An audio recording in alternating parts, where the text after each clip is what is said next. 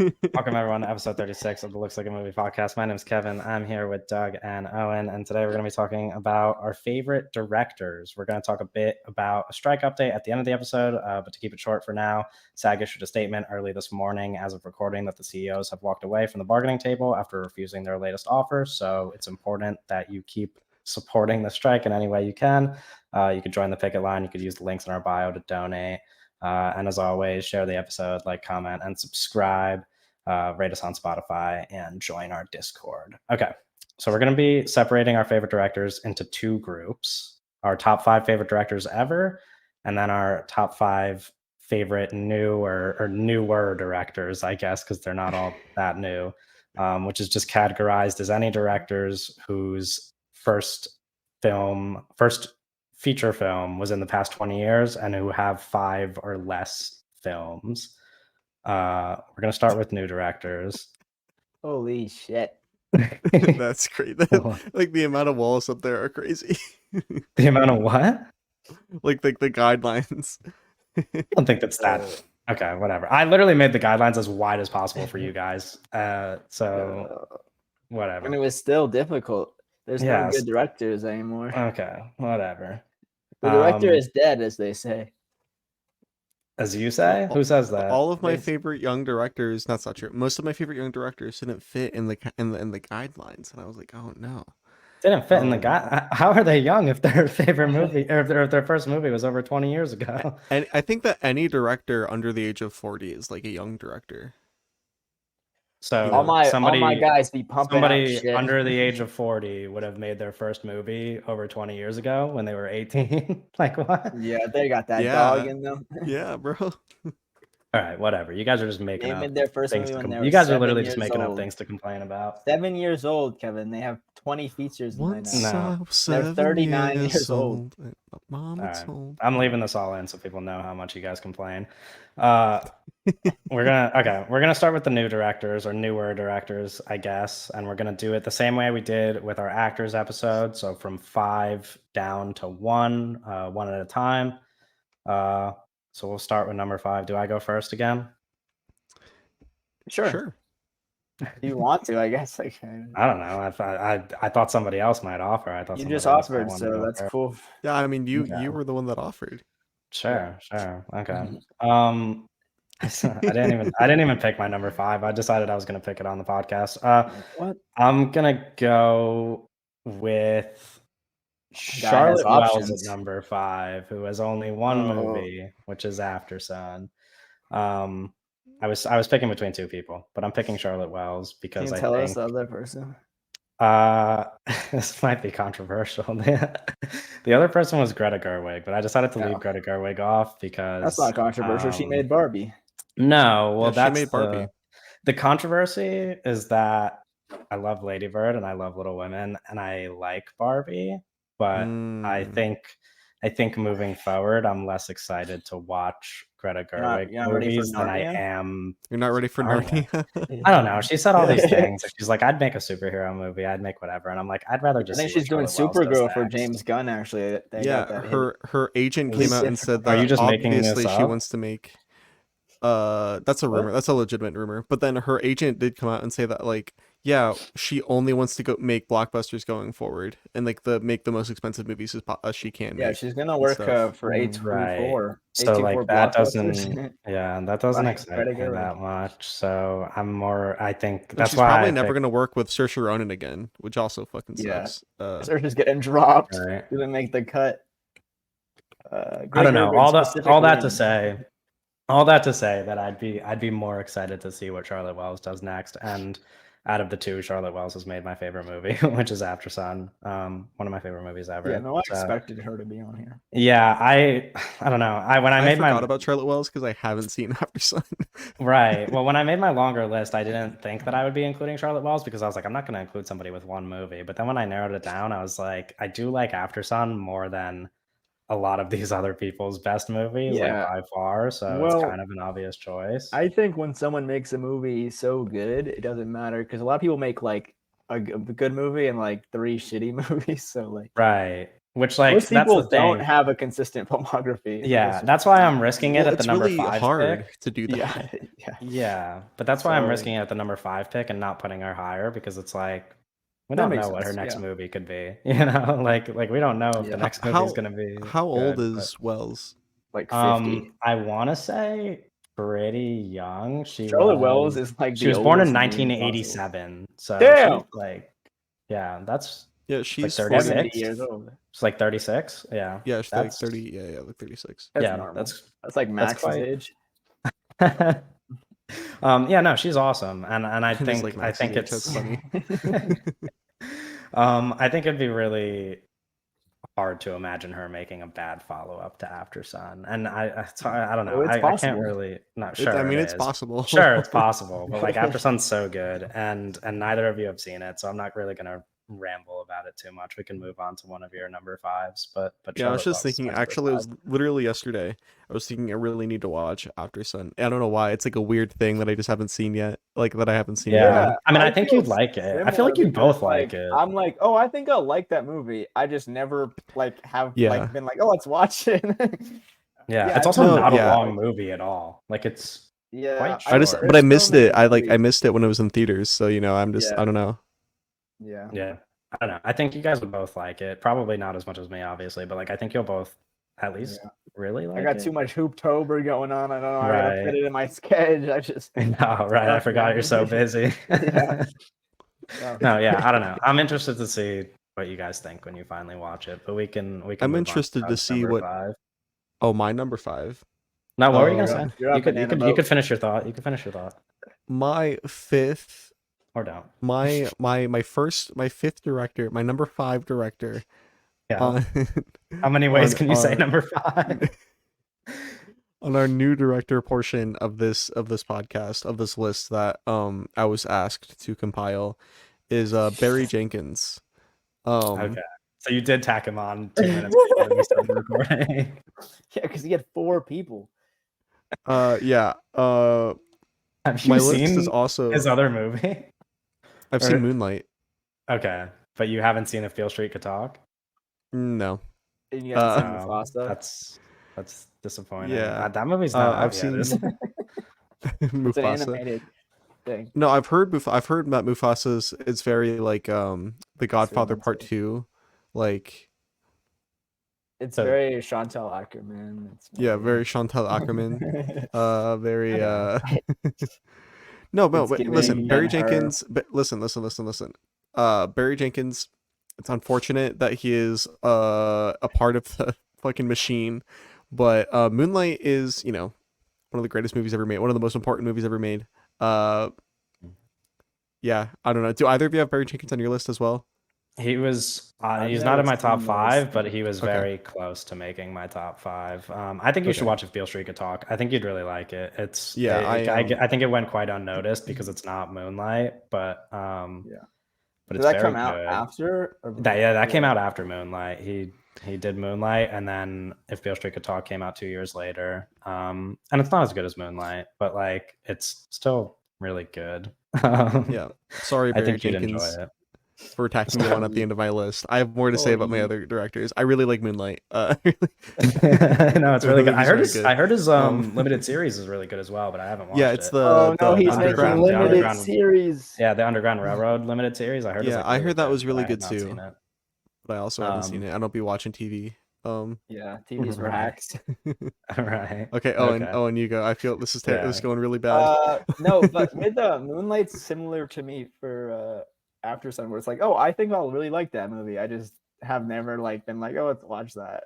It's Yeah. weird. I don't know. I Yeah, will you should watch it. watch Moonlight. Yeah. So my 5th director in the directors of that are young, is David Robert Mitchell. Who, Oh, okay. directed Under the Silver Lake and It Follows. I really, really adore Under the Silver Lake, and I don't even You don't like It It Follows that much. Yeah, right. which I is was like gonna say. kind of what this list is gonna be, because it's like I don't really Also, adore It Follows many- is good. I think It Follows is fine. Yeah, It It's just Follows is I don't good. really. I really, really like Under the Silver Lake. He's made another film in 2010 that I haven't seen. called The Myth of the American Sleepover. But he Okay. hasn't made a film in a little bit. Under the Silver Lake was 2018.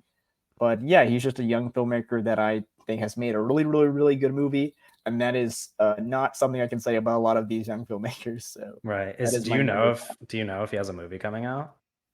he has on Letterboxd and on IMDb, whatever, there's this movie called Heroes and Villains, which all Oh, it says right. is described as a new take on superheroes, which is not a good sign. I don't know what that Bro, is. he's making I the don't really- boys. He's I don't making even, the Yeah, boys. yeah, I was like, gonna say I why? don't even like the anti-superhero stuff. Like I don't even like I Yeah, tried I watching have The Boys and I was like, no this is boring. idea what this is. I don't know. I hope he makes something new. I just googled it and the first thing that comes up is a Reddit thing and it's like, what is happening to this? Is this ever coming out? So I have no idea what he's gonna do next. But I really, really like Under the Silver Lake, so that's Right. him. He's 5. Okay.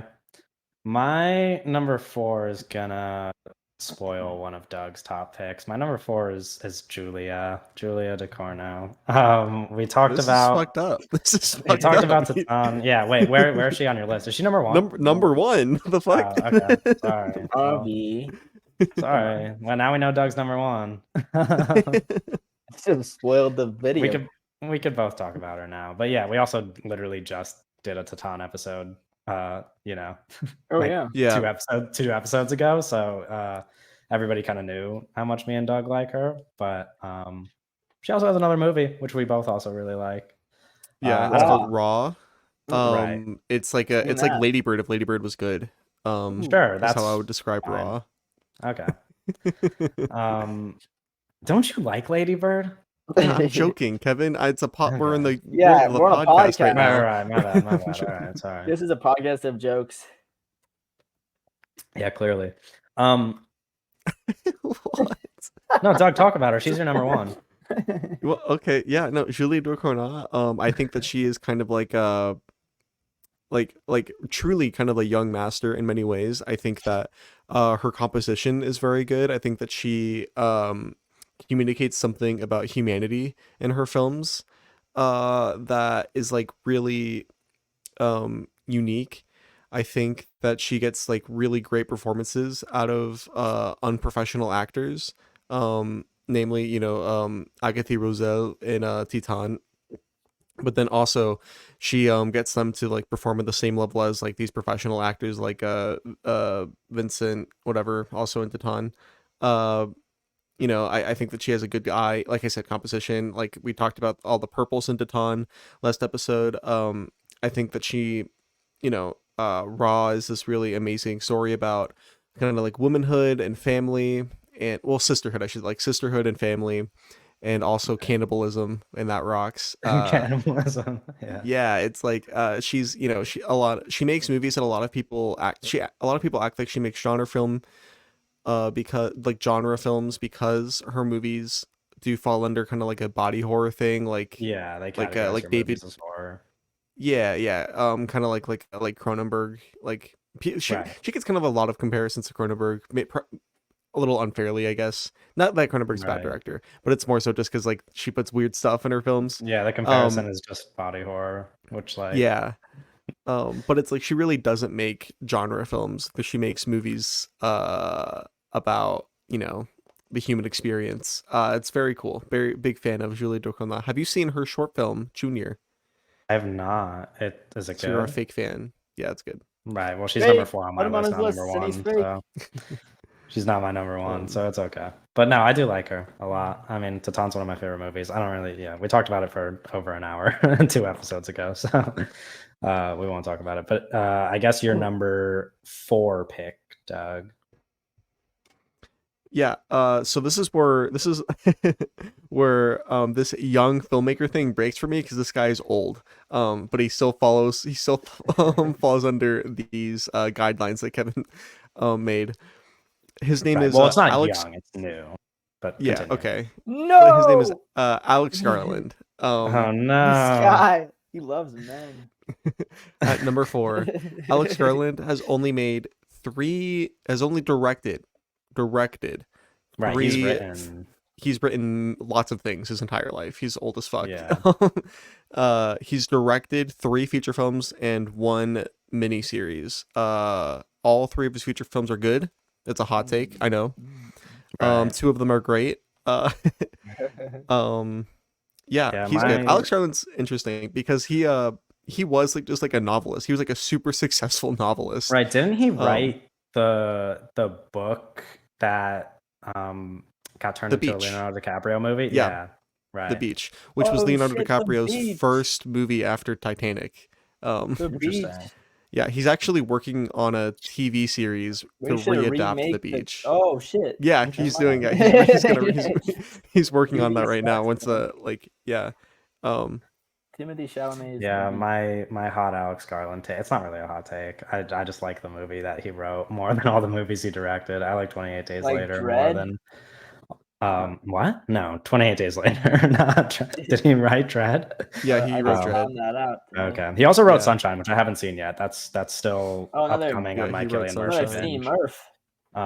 Yeah. Yeah, he's a big Danny Boyle collaborator because he wrote Sunshine and Right. 28 Yeah. Days Doug Later. loves Danny Boyle. Do you have a favorite out of the 3? Is it Men? Yeah, it's man. No.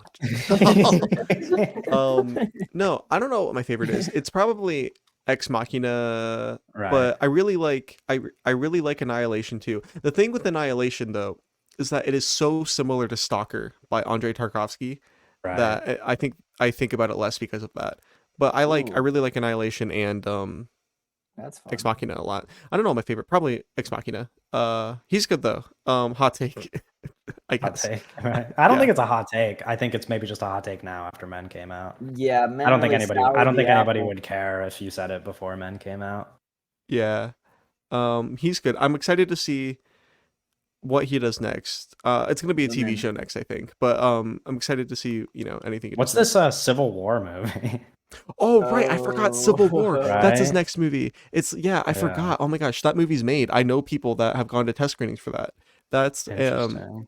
yeah, so Civil War, that's a Kirsten. I don't The cast is pretty crazy. Kirsten the Dunst cast is lead. crazy. It's like a futuristic like sci-fi thing. Okay. Which Yeah. makes sense. Yeah. Get away from the horror men thing. Yeah. No, yeah, Civil War. I Quit forgot doing about that. Oh that, my gosh. pal. Yeah, Yeah. super excited for that. Super excited for Civil War. Okay. Sounds cool. All right, Owen. We should write a movie for Gareth Edwards. Oh, Oh, is he next on your list? No. Oh, okay. No, but I was gonna say just no. saying- Alex. I was just Well, saying that's true. Gareth Edwards needs a writer, and and Alex it's like- Garland could write. yeah. Actually, Alex Garland, Gareth Edwards. That would be really interesting. Kind of a good pairing. That Robert would be Eggers. really interesting. Oh, he's next on your list. Eggman. Oh, is The that your number Eggman. 4? Yeah, he's kind of just very consistent. I haven't adored anything from him, but everything that he's put out, I'm not crazy about The Witch, but his other stuff is really, really solid, and I think he's just gonna continue to be really, really solid. And I feel like Nosferatu will probably be my favorite just because it's Nosferatu. So I'm super excited for that. I like his whole period piece kind of vibe. He has a very Right. distinct thing going, which He loves history. He loves history. He's Yeah. never in my life will you see an iPhone in my movie. So, yeah, I Did he think say it- that? Well, he basically said I'm not making a current day movie. So yeah. Yeah, well, Okay. because his thing, Robert Eggers is number 3 on my list, so he would be next Yeah. for me too. There we go. His whole thing, if you listen to interviews, it's so obvious that he enjoys doing the research part of when he is writing his script. He enjoys doing the research for the time period as much, if not more, than actually making the movie. Yeah. He's so Yeah, which obsessed. I with love think that history. though. I love a little Filmmakers nerd. like that will always have a place, and I think we just need more of them. Because if everyone's just making random shit, what are we doing? Yeah, he said in an interview for the Northman when he was doing the Northman press, which it was obvious he did not like that movie. Yeah. So which I think that good if movie. you don't like the movie, right, if you're a Robert Eggers watcher, Head. right, and you didn't like the Northman, I think that's a good sign for you because he also didn't like the Northman. But he he said that his biggest regret other than like maybe not having final cut, was that he really wanted to do the whole movie in Old Norse, but he couldn't. He's Right. psychotic. Yeah, Yeah. that would That have would've been been bad. Oh. I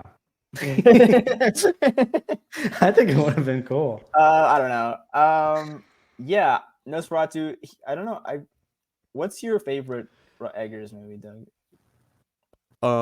My favorite is The Lighthouse, Yeah. but Right. I also like The Witch, and I also like The Northman. Yeah, I like all of Northman's them my a lot. favorite. The Lighthouse is probably my favorite as well.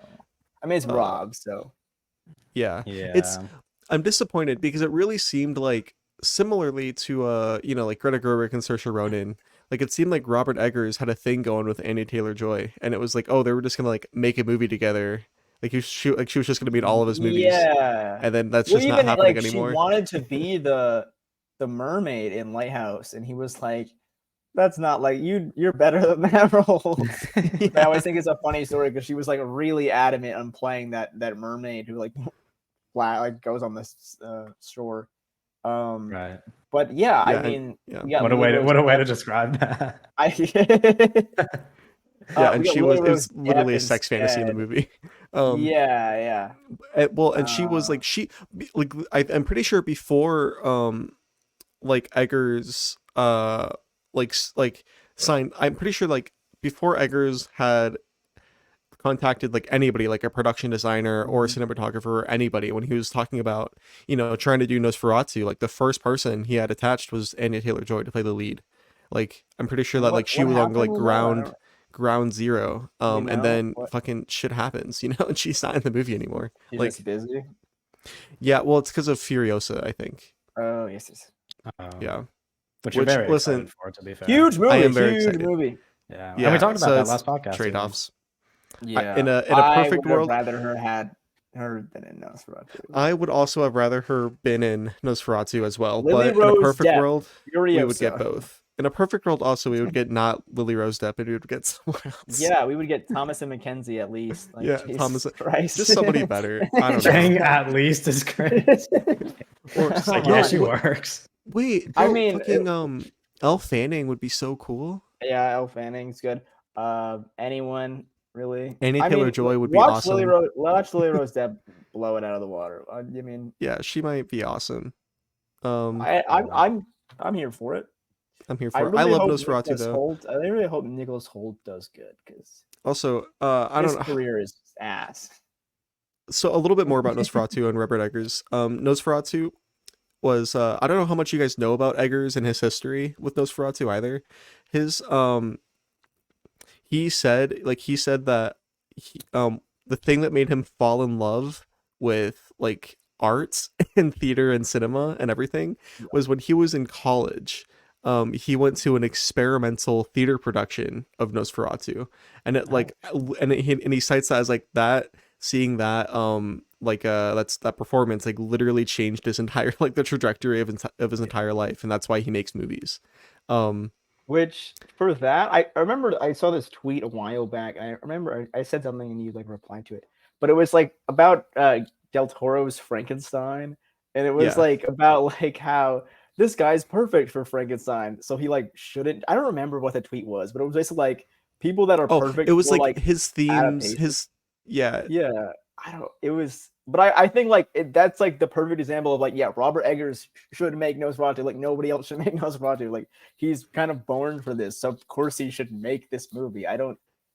Yeah, and it's like it's Seems something like, that he has it's been the trying to obvious make. choice, so people don't want to do it or like think it's like whatever. It's like the dumb tweet, but I think he's like the guy for that. Like as well as like Del Toro for Frankenstein or whatever.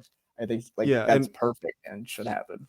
It is perfect, and that's why people should get excited for it. And that's one of those things where it's like I think it almost doesn't matter what you hear about it because it's like, oh, Robert Eggers was like it's like the movie of his life.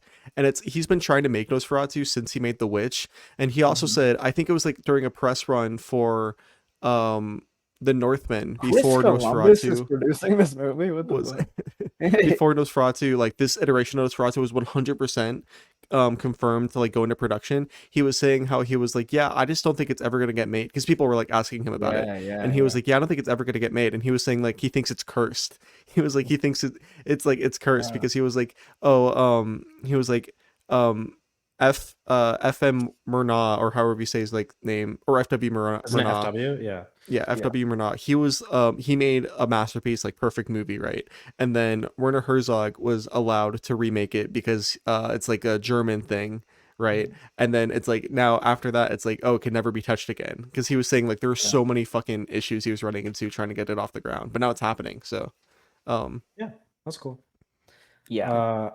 So that was your number 4, correct? Yeah. Okay. Yeah. My number 3, I think, is on your lists, maybe. No, my he number won't 3 be. is Damien Chazelle. No? Oh, damn. He was on my list when I had like the earlier rules. He was like 5. Gotcha. Okay. I don't know. You mentioned him before, so I thought. But anyway, Damien Chazelle's my number 3. The chisel. He's made 2 of my favorite movies, Babylon and Whiplash, and I really First like Man La La and Land. The I other think one. I think the Yeah, First the other one. Man. I think there's probably some First Man, validity to the First Man truthers, but I haven't really seen First Man since I saw it in theaters, which was whenever that came out, like 5 years ago now or something. Yeah, there's a little troop of people that say it's his best movie. So I don't know. that group of people does exist. I don't know those guys. Maybe when I revisit it, I'll feel more strongly about it. But regardless, like he made Babylon last year, which was one of my favorite movies of last year. Amazing. He made. If you want to see us talk about Babylon, first episode Right, of our there podcast. is a Babylon episode. If you want to go way back. Don't go far back. No, people do it all the time as well. I feel like people definitely go listen to older episodes. But yeah, Babylon was one of my favorite movies last year. Whiplash is just one of my favorite movies, period, which I guess is kind of boring after all the Babylon like love that happened, because I feel like that's the thing. I like Babylon so much, but I'm kind of annoyed to like talk about how much I like Babylon because of all the people who talk about Babylon. I'm like, I don't really want to talk about this movie, which I guess is how people were with Whiplash before Babylon came out. People are also that way with Whiplash and La La Land. Yeah, but now that like Babylon's, that's kind of just what people do with his movies, I guess. But, yeah. But now that Babylon's like the newest good, one, but like it's like, come on, guys. Yeah. Babylon is so amazing, and it's so large and this huge fucking movie that's awesome. It makes me think that he peaked, and that's a rude thing to say about any artist, but it's one of those things where I'm like, how do you make a movie after you make fucking Babylon, Yeah, right. Like I'm like, where the fuck do you go from there? Like yeah, and I know you don't think this Hunger to be Games fair. movie? I don't know. I know you don't think this to be fair, but I'm sure people felt that he was at quite a peak after Whiplash and La La Land as well. So like the fact that I he thought followed up with Babylon. This guy, brother. Oh, shut up! Shut up! Well, you don't like. what I mean? Which one? Wait, which one's your least favorite between those two? Owen, La La Land or Whiplash? Well, I only got 10 minutes in a La La Land, so. Oh god. Well, La La Land rocks. And Whiplash yeah, I love I love La La Land, but I just like Whiplash and Babylon more. I mean, I love all 3 of them, and I would say First Man is a strong like. I remember when I saw Babylon in the theaters, I was like during the credits, I was like, this is like the final, this is like the end note of fucking cinema as an art form. It was like, there's no movies are allowed to come out after this. Like, how the fuck? So I don't know. Imagine I don't know just never made another movie after that. That perfect career move. Like that just like 4-film run that he went on. Yeah, just become a producer. Right. Ew. Yeah. No, I don't know. I'd be excited to see. Obviously, I'm excited a guy to for go what make comes TV. after, but I get what you're saying about how good Babylon is. Like, it is obviously a high for anybody's career. Is he working on anything? Not that I know of, but I didn't take the time to look it up beforehand, so maybe it's possible. Yeah, I don't know. I love Damien Chazelle. I feel I mean, he's the only person, I guess, other than my number 2 pick who actually no, I guess never mind. I take that back. Forget about it. Doug, what's your number 3? I only have one person on my my list left. Okay, so you want to skip over you and we'll go back to you on the next go around? Okay. Yeah. So Owen, your number 3 pick then, I guess. Okay, Kyle Edward Ball. Here we go. Kyle Edward Ballin. He almost was on my list. because Yeah. we were talking about earlier with After Sun Woman. Charlotte Wells. Yeah, Charlotte Wells, brother. That's I haven't Jeez. seen the movie.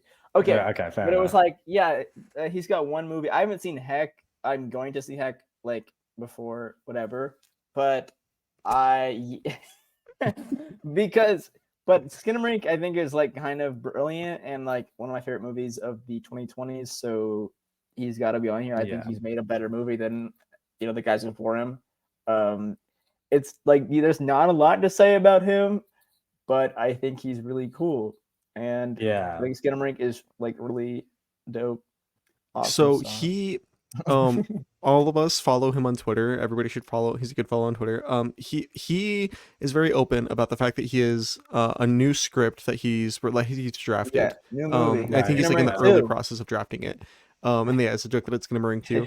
But he said that it's like a narrative script with like a lot of dialogue, right? Or am I Which crazy? is yeah.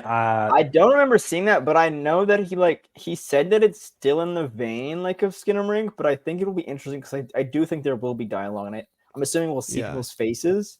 Yeah. Which I think is Very like interested in that. it makes sense. Like I feel like that's just a natural step if he wants to. And it also branch just makes out. sense in terms of like him being able to do it because of how successful Skinamarink Yeah, was. it's like, oh, Like he's probably I gonna think get a bigger making budget. Skinamarink 2 or just making like another version of Heck would be Yeah. unfortunate. That would be like a bit Yeah, like disappointing, yeah. you know, like Well, yeah, it'd probably be good. I just think the thing is like here we're probably working with a bigger budget now. I think Skinamarink is like the all-time perfect like, hey, let's use the like little money and make a banger movie. Like Yeah. that's just Yeah. an all-time example yeah, of let's that. shoot in like our friend's house and like Yeah, Yeah. like use literally like yeah. childhood home. Especially for movies that actually turned out to make Yeah, money. yeah. Childhood home, no faces are shown, like little lighting, really effective horror movie. So I'm like really excited for his next thing because it's a lot of new for him because we're gonna see probably people's faces, we're gonna get more dialogue. It'll probably I'm not gonna say more streamlined because I'm sure it's still gonna be very experimental and it's gonna be very new and different, but it's going to be like more ordinary in the way that we like actually hear people and we're like seeing people. Yeah. Yeah. Which I'm opens up a very lot of possibilities for interested. interest. I'd be really curious to see what when that movie comes out, what the reactions from the Skinamarink haters are. Yeah. Like I wonder if he would friend of follow the it pod, up with, the Real Talk podcast. I wonder what they're right, gonna just think like about everybody it. on it. Yeah, no, Well, it I mean, no, but depends. you know what I mean. Like I wonder if it's gonna be a movie that's more broadly appealing. Yeah. I wonder It if depends- Cinema I guess Joe's it- gonna like it. It just I'm just depends naming on what names. it Just is. name everybody that doesn't like Because Cinema people We're going down the list. Because I mean, I think if there's people's faces in it, I think it's just naturally more likely for people to like it. But I don't think it will Yeah, be because like like a the dumbass normal criticism movie. that everybody had for Skinamarink was like, Yeah. it's like, oh, it's furniture. It's the furniture yeah. movie. It's like, Yeah, Well, come it's on, like, guys. yeah, okay, that's when you just like can't like look at an image. Yeah, I think that it will have faces in it. That's just my like. I think there will be people in it or faces that talk. Yeah. Which I think Because naturally like all we know will is what he like, said on allow Twitter was that people it's to like new it. movie, not connected to Skinamarink, and it's like a long ass screenplay. It's like a really long screen. Like this He first said- draft, he said yes. It was like 100 pages or something. I thought he said it was like 200 pages. I'm making I shit up. Maybe I'm know. literally making shit up. I think he said it was like longer than Skinamarink. It was, like, Doug is just spreading I misinformation. remember Yeah, seeing I a s- number, and it was like he was like, "This is like 20 pages longer than Skinamarink or whatever." Okay, Which okay, Skinamarink okay. didn't have dialogue in it, so Yeah. or like little. Well, it had a little bit. Whatever. But very. I'm interested very if there is like you could see a Skinamarink script and what that would look like. Yeah. That'd No, be he was almost on my list because he's one of the people. That Yeah, but I I'd be am. He was most almost on my excited list. to- He's one of those guys where like it feels weird naming some of these guys as like new directors. He fits like the new director Yeah, of thing. course. Like He to is a T. real new director. He is like If we Yeah. were more you know, tapped in, we should have done a if- whole podcast on guys like this. Yeah, if we were Yeah, only but it's like- talking, if we were but only the thing talking is, about people there's who's not that many guys like this that are really like that well known or even like have yeah, made. well, I forgot his quality name, but there's work. the guy that did the Outwaters. Yeah, that's the see. I want to see that movie, but it's you'll like like there's it. You'll like there's it. only a few. Like we just really lack new direct because it's hard now the way things work. It's like, Yeah, what are and you a lot making of a people Marvel is movie? like, Or... I have a friend who's like on like the festival circuit right now for her short film, and she it's like nobody. I mean, she's like in deadline and stuff, but it's like even Yeah, people like yeah, us that are super tapped in, like we don't know who the fuck these people are. You know, like these yeah, actual truly young filmmakers in their 20s. yeah. Like it's hard. Like, anyways, Yeah. It's tough. There's no new Anyways, Hollywood, right now. Man, that's not yeah. There's no new Hollywood. no. are we on to my number 2 then, I guess? Yeah. Yeah. Okay. Number 2 for me was previously my number 1 until we kind of switched around how we were doing this. Jordan Peele is my number 2. That's my Uh, one. Yeah, I figured he would be on your list. The Peele. Is he on your list? I forgot he existed. I knew it. What did I say? I said you were going to forget about somebody. I said you were going to forget about somebody. He obviously should be on my list. I'm fucking stupid. He's not though. Yeah. I forgot. Well, it's tough because he feels like a veteran. He feels like he's been around for decades because he has been around for decades in terms of like his first comedy movie and stuff. came out 6 years ago. Yeah, but he made his first movie like 6 years ago. So it's almost like, oh, this feels like cheating taking him because he feels like he's been around forever, but he made his first movie 6 years ago. Yeah, no, Jordan Peele would be in the Barry Jenkins spot, which feels fucked up to say. It feels fucked up. No, yeah, he was my before for some background knowledge, we kind of changed what the criteria was for our picks. He was my like obvious number one. Like when I had brought up this idea originally, I started making my list by just writing number 1 Jordan Peele and then started looking at like every other director. Yeah, I love Jordan Peele. I mean, he's made 3 movies. The obvious, like you could also just like edit your list, Doug, and live on the podcast. No, okay, you can just do a revision right now. My list would be now Alex Garland number 5, then Jordan Peele number 4. Okay, that's what my list. So now for everybody who is listening, you know the updated. Yeah, Barry Jenkins moves down to an honorable mention, I guess. Sorry, Barry. Poor Barry. Listen, he's the one making Mufasa. Jordan Peele's Mufasa. I hate listening to people talk about Nope. I actually might rewatch Nope today because I think I might be watching it with my friend. And I've already seen it like 3 times now. Nope is somehow like his most successful and his most misunderstood movie. That's what I was gonna say. Like I hate listening to people talk about it because I specifically don't like how it, and you kind of said this with Julia before, like that it just kind of gets brought into this conversation of like the like popular horror movies and hearing people talk about like their favorite horror movies from recent years. And like when I hear people mention those movies, I'm just like, dude, Nope is like miles ahead of any other movie you're talking about. Like this movie is like perfect. And so is Us. Sure, yeah. Like I mean it's Us. I think Us doesn't get it. It's like because it's like a Get Out, which is such a big pop like culture thing. I think Get Out has become tremendously overrated compared to how people talk about Us and Nope, where I'm like, sure. but like, it's Get Out is amazing. I understand it with Get Out though because of its amazing, like significance. But it's like, it became like bigger than like a larger than life kind of movie in terms of like pop culture and just kind of recognition. That it's like, oh, it's the obvious one, which I think it's probably his weakest, like thematically and as a filmmaker. I think he's just gotten better as a filmmaker every time, which is like obviously a great sign as someone with only 3 films under their belt. I mean, literally, Nope like I watched Nope and I was amazing. like, how can somebody make the way that you talked about Babylon kind of is like how I feel watching Nope, where I'm like, how can somebody even make a better movie than this? Like, where do you even go from here? Because I think it's that good. I mean, it's like a Christmas movie from him, or what is going on? I don't know what the 4th movie is. It's coming out, but I know it's coming. Yeah, I know it's coming out, and it's like it's such a blessing that in 6 years he's already made like 3 amazing movies. Like like. And I like the fact that he's pumping them out. I think I love that quality in a a filmmaker.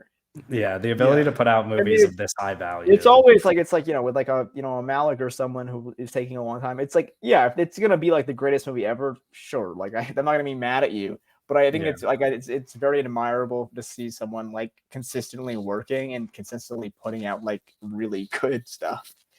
Yeah. No, I'm glad you bring up Us though, because I love Us. Oh yeah, I think Us is great. I think Us is like, perfect. I mean, It's weird too, because yeah, like for me, Us is probably still my least favorite, but that's the thing is like any Sure. other director, like Yeah, it's probably their best movie. that being their third movie is like unimaginable for me. Like something And like Us well, being- because it's like for Nope. This How you old guys is he? are gonna hate this comparison, I think, but it's like if like Tenet was Nolan's third movie. You know what I mean? That's like kind of what it feels like. No, Where sure. it's Sure. like this like like this like Well, yeah, huge I kind of I like. think you should give context to the people listening what you mean Well, no, by that's that. or you know what? because Tenet's of how maybe highly you think of Tenet.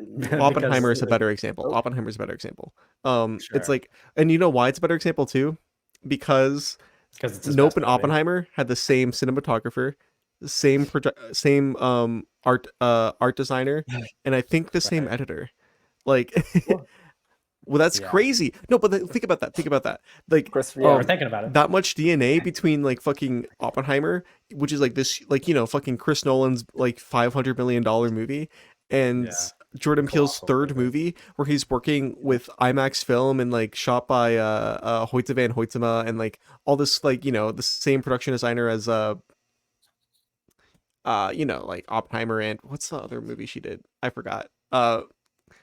Anyways, Black Panther that's one. crazy. That she's like that Jordan Peele has all these fucking resources already, Yeah. that he's working with like the best people at their like in these crafts in Hollywood to help him make whatever movie he needs, That's crazy. I would just hope that the public opinion kind of swings to people talking about whatever he does next the way that they talk Well, about it's Get weird Out. because it's like Get Out was so big, and then it for me, I just like looking online and stuff. It feels like people are like, okay, Us was okay, Nope was okay. Like it's like, Yeah. oh, okay. Well, I think like it's interesting too because it's like Get Out is on like the Sight and Sound list. Yeah, that's what I Like, but that's what I was kind of saying before, which is that like I get where you guys are coming from, but also even if Nope is a better movie, which I think it is, it's kind of undeniable how culturally significant. a No, movie like Get Out no, is. for sure. Like I'm not I like understand why downplaying that. Get Out gets talked about the way that it does, which is maybe why like overrated isn't exactly the word I would use because of like what it is in the public sphere, which is just kind of like one of the most iconic movies that's going to come out Yeah, of this era, sure. and will be talked about way. Yeah, into the I just think it's interesting that like many people who really like Get Out don't like don't his like the other two one. Yeah, that's what I was movies. going to say. That's what I was pretty much saying is like I just hope that because I think there's this thing with Nope especially, which like for me maybe likes it more that people don't understand it that much, but like just in general, like kind of sad that a lot of people will or did see Nope, I guess, and we're like, oh, this is Yeah. disappointing from the guy who made Get Out, which is like not what the Crazy. public opinion should be. Yeah. So Yeah. I hope that it kind of swings to like people appreciating him, but I think if he continues to make movies like Nope, which are fantastic, that public opinion probably won't sway that way. Because I don't know that people can appreciate that. So I don't know. We'll see. But we all love Jordan Peele, and Yeah, now he's on just Doug's think, list as well. So I just think he's yeah, by far we all like like the we all like best Jordan Peele young might be the other than Francis Ford young is crazy to Coppola. say because he's 44, but yeah. He might be Jordan Peele might be the biggest director between the three of us that we share a lot of appreciation for. I think so, maybe, yeah. Or do you mean biggest especially in terms of popularity? No. In terms of like how much we how like much overlap there is between how much we overlap like there is them? between the three of us might be Jordan Peele. Interesting. Might Yeah, be. that might be okay. So you have one Yeah. name left, right, Doug? My number two. Okay, can I guess? No, actually, I'm not going to guess. Just say it. But I'm curious yes, if this yes. person's I mean, going to make your you list. Yes. both would guess it right. This is fucking an easy layup. This is my literally me know. filmmaker. Oh, his name, it's the fucking freak. Yeah, his name is It is. Ari Aster. Okay, cool. That is what my guess is going to be. Okay, I was worried that you also left off Ari Aster with Jordan Peele. I was like, That oh would've no. been funny. I was like, did he forget two like, people? The Russo. No, my almost kind of like low key tied for number one for me is Ari Aster. Listen, I like him. Yeah, no, he was What can I really close say? to making. He was really close to making my list. I could even probably still argue that he's my I don't number even 5. check his age. I always say that I really like Ari Aster because we're the same kind of annoying. It's like I Right. watch his movies and then I like listen to him in interviews and I'm like, man, we're like the same fucking asshole. I Like, feel that way about people whose names I'm not willing to admit. Like there's what like people like I like who I won't talk about how much I like um, them. but like you know what I mean though. I No, can't It's I know think like of any exactly. I know actually. Yeah. exactly what you mean. But like there's I I like know exactly what you mean because there's people I like who like I don't even want to talk about why I like them so much because I know people get annoyed by them. yeah, like Peter Ari, I Weir. mean, listen, Peter because like Weir. I get it. I get it. A lot of people don't like Ari Aster very much, but like, bro, I can't. See, the thing is, We're the I don't same think bitch, bro. it's also I don't think that it's necessarily that people don't like him as much as it is kind of a similar conversation with the Jordan Peele thing where like people like Hereditary the way they do Get Out, but they just don't like the other stuff as much. And now they've kind of Yeah, like now like a lot now of like the people. opinion has swayed on him. A lot of people. There's a lot of people that are like Hereditary's good, and then like Midsummer is like a huge misstep, and then they're like Yeah. Beau's Afraid is fucking annoying garbage. Um, that's not me Yeah. though. No, I of think course that not. Hereditary is kind of like one of the greatest movies ever made, That's and your then I think favorite out of the Midsummer. three? I thought it might be Beau's Yeah. Afraid. Well, it's I don't know, man. I Yeah, like you He them can't is all. pick. But Beau's Afraid's another one of those movies where I'm like, damn, this movie's made by me. I made this Yeah. movie. You know what I mean? Yeah. Like, and that's why it's also like, that's why I have a hard time too with criticism of Ari Aster because it does feel like I'm being criticized a little bit, Right. And you in a can't like way. separate yourself from that. Yeah, just because it's like, fuck, dude, like his sentimentalities are so close to just like how I fucking am. And that's how I felt about Beau's Afraid, where like I had people in real life that I saw that watched the movie and they're like, I don't understand how like you could like think this and this and this about the movie, how you think this is funny or anything. And I'm like, I don't know. You just like you get it or you don't, I guess. Like Yeah, it's a weird thing to have that chat. Even with movies and not just directors. Like it's a weird thing to like really strongly love a movie that you really connect with and kind of like see vocal criticism or like see what people's criticisms of it are and be like, "Oh, that kind of makes sense, but like I still love this thing." And then like it's something you have to like grapple with. Yeah. yeah. Um who's the last person on your list, Owen? I think Owen still has two, right? You have two?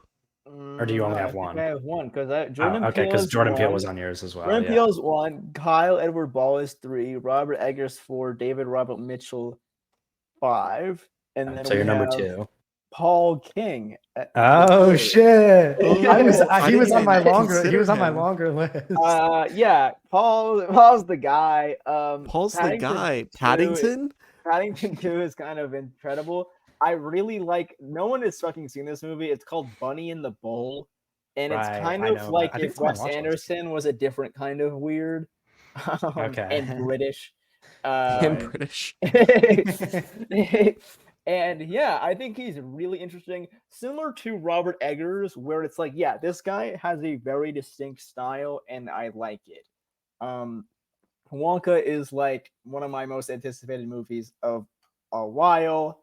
He's not made much, which is like the criteria for this. He's made Paddington 1, Paddington 2, Bunny in the Bowl, and then he has like some little shorts and whatever, and then he's gonna make Wonka, and then he's supposed to make a Fred Astaire biopic with Tom Holland.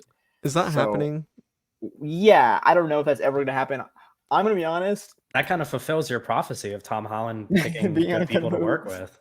Yeah, Fred Astaire biopic doesn't like wow my socks off, but I will see it for Paul. But yeah, I just think Paul's kind of really talented. Paddington 2 is just kind of a joy.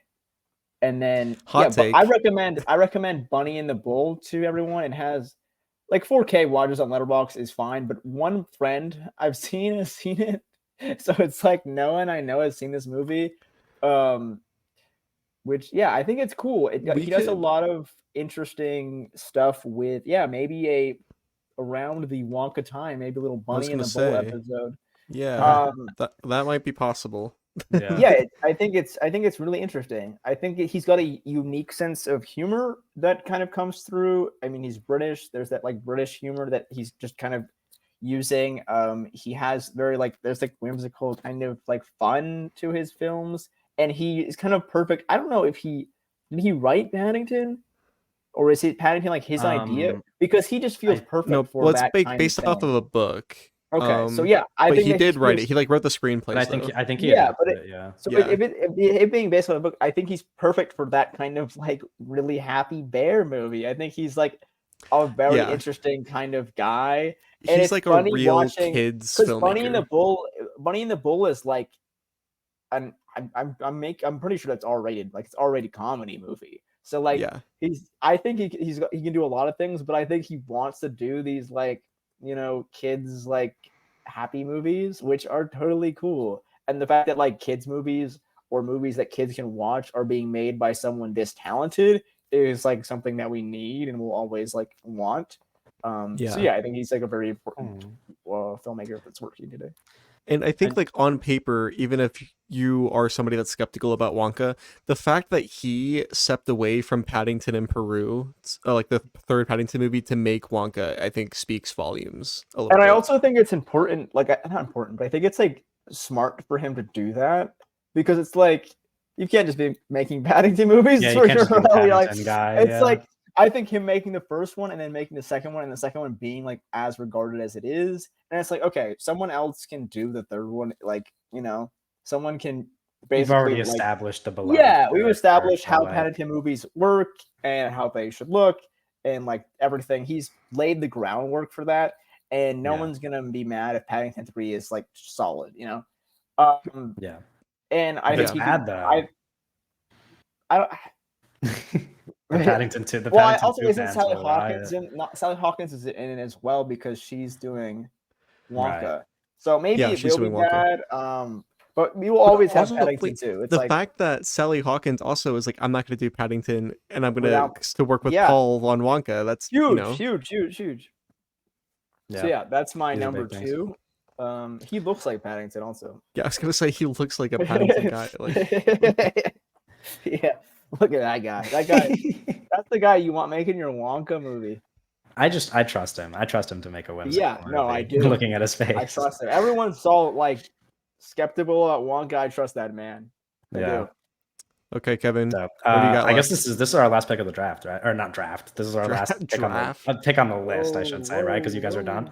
Okay. Yeah. My number 1 is Mike Mills, who would actually be the 5th spot on my favorite directors ever that we're going to talk about after this. But for sake of keeping things interesting, I'll replace him and make him my number 1 on this list. I adore Mike Mills.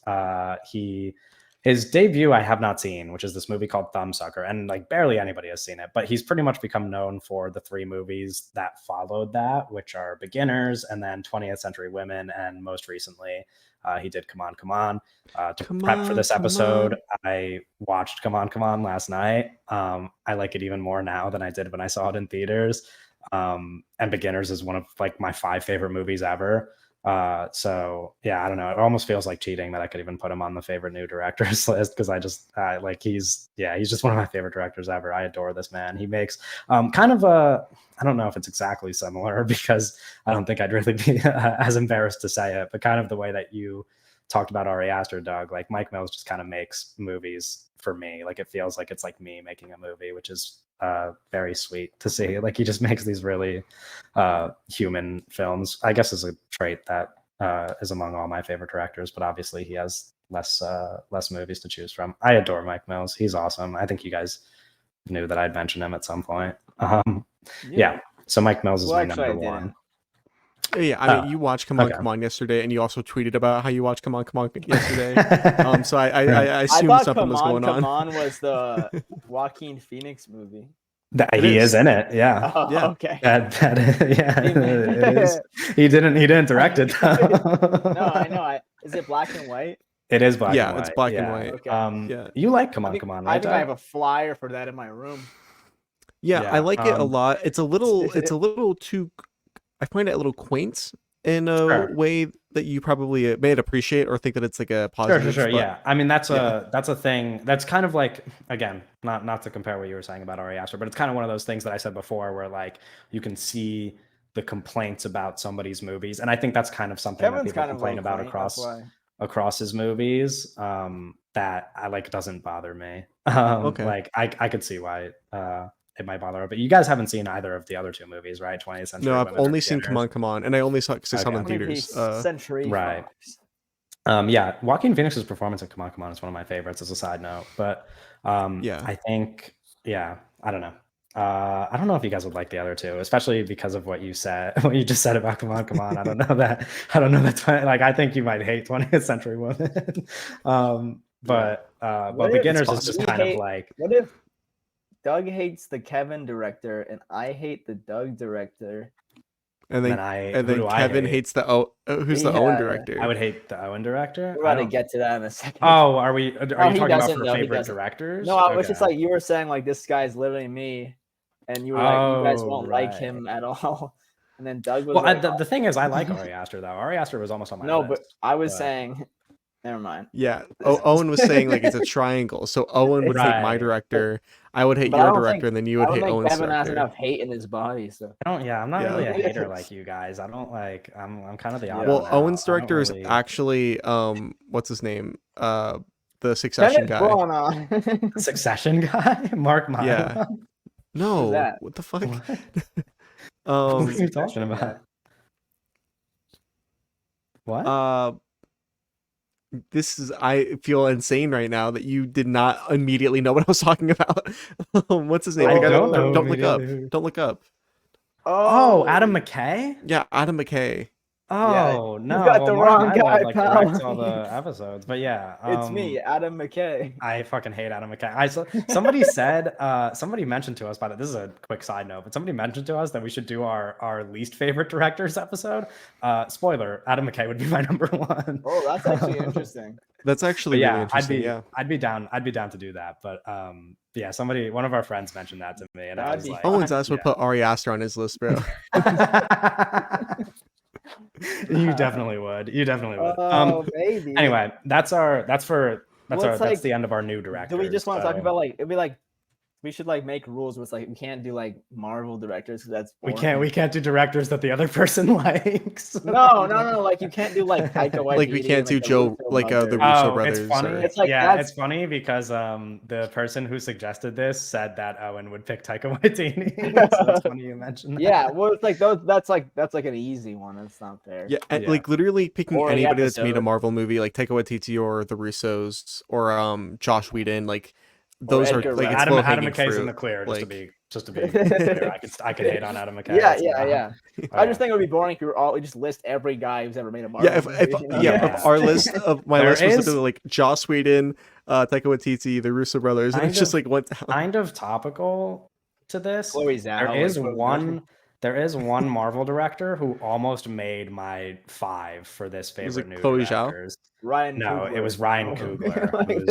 I forgot about Ryan Creed. I mean, like, he's just a great director who happened to make a Marvel movie. He also made my favorite Marvel movie, though. So, like, he's not that real. He's a real crazy to have a favorite Marvel movie. Well, the thing with Ryan Coogler and Black Panther is like he's, especially with Wakanda Forever, it's like he is being fucking nailed down to make that movie, you know? On the grind. And he's, after making the first one. Like Willem Dafoe. Yeah, and he's like doing his best. You know? But I mean, like, it's undeniable how talented he is because the movies that preceded his Marvel stuff. So yeah.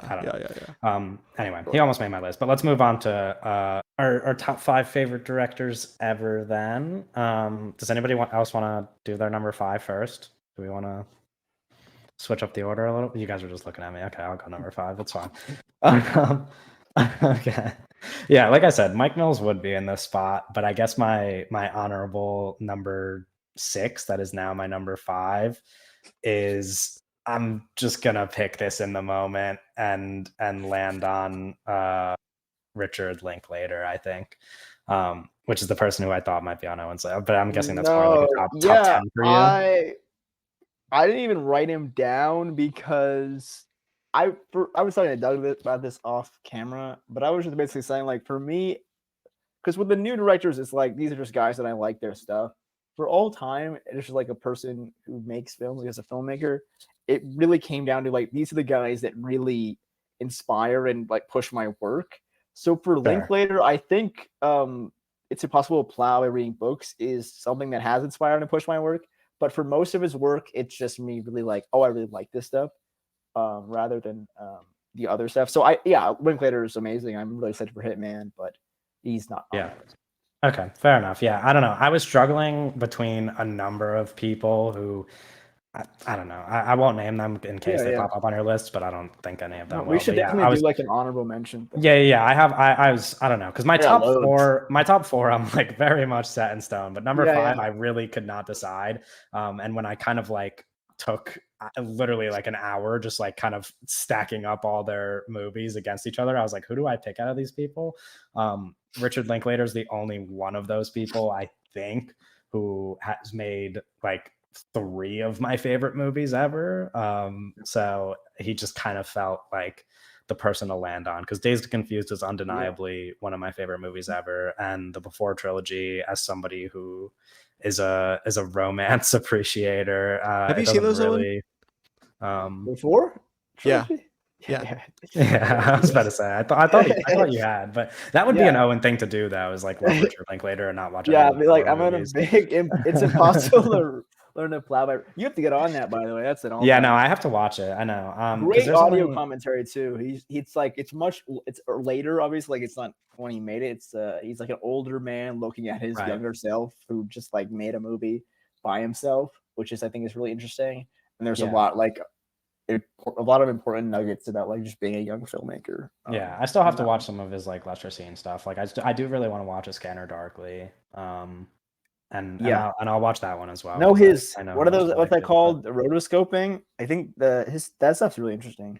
Yeah, I don't know, but like what I do know, is like the Before movies are just some of my favorites, and also he just kind of makes, I think, pretty much all of my favorite directors minus like one person or I guess 2 people on this list, but a lot of my favorite directors, kind of similar to Mike Mills and now with Richard Linklater, have this quality of just making like really like true to life, like talky movies, and he's kind of pretty much like mastered that like between the Before movies, which is really interesting. I find it kind of really compelling because it's impossible to learn to plow by reading books. Long title. I'm gonna keep saying it. That's my favorite, and it's like it's an early movie from him, and it's not talky. It's very like structuralist, like image-based movie, which I think is the reason why he is so great and successful, is that he started with the image and really mastered the image. It wasn't focused on writing and all these dialogue-heavy films first. All of his inspirations came from like image-based filmmakers, and then he went on to master dialogue later. Yeah, which is why he's the brilliant. So Roger Deakins has this thing that he says all the time, that where he recommends to young cinematographers and like aspiring directors of photography, right? Yep. Where he always tells them like, shoot documentaries. He's like shoot like real like documentaries where you have to like figure out like how to frame the subject and everything like on the fly, like very like real people, like not actors. And like get really good at shooting documentary before you do like work with feature film directors. I actually not to like give away anything, but I'm working on a sort of documentary project, like a bigger project, and that's exactly why I want to do it. And I had this like opportunity available to me for a while, and I wasn't sure what I would do with it, because it was basically like, hey, you can shoot whatever you want. Just like you could just come and just do it. And I was like, I don't really know what I would use this for, because documentary stuff isn't really my thing. But I was like, just having a subject available that I can just shoot is just really important, because it's not like an easy thing to just have. And for someone who isn't like crazy about writing scripts, that's normally what you would have a subject for. So I think that's right on the money for Deakins there. I think shooting a subject and just be able to do that is really important. Yeah, and you also mentioned the inspiration thing. I think I have read before that he's very inspired by a director who comes up later on my list, so I'll mention that when we get there. But Doug, you're number 5, I guess. He's not on my list, but he's really inspired by James Benning, Richard Linklater. Okay. Love that. The Benning to Linklater pipeline is crazy. Benning to Linklater pipeline. I need to watch Benning today. Number 5 on my list. Let's do it. Number 5 on my list is Stan Brockage. Okay.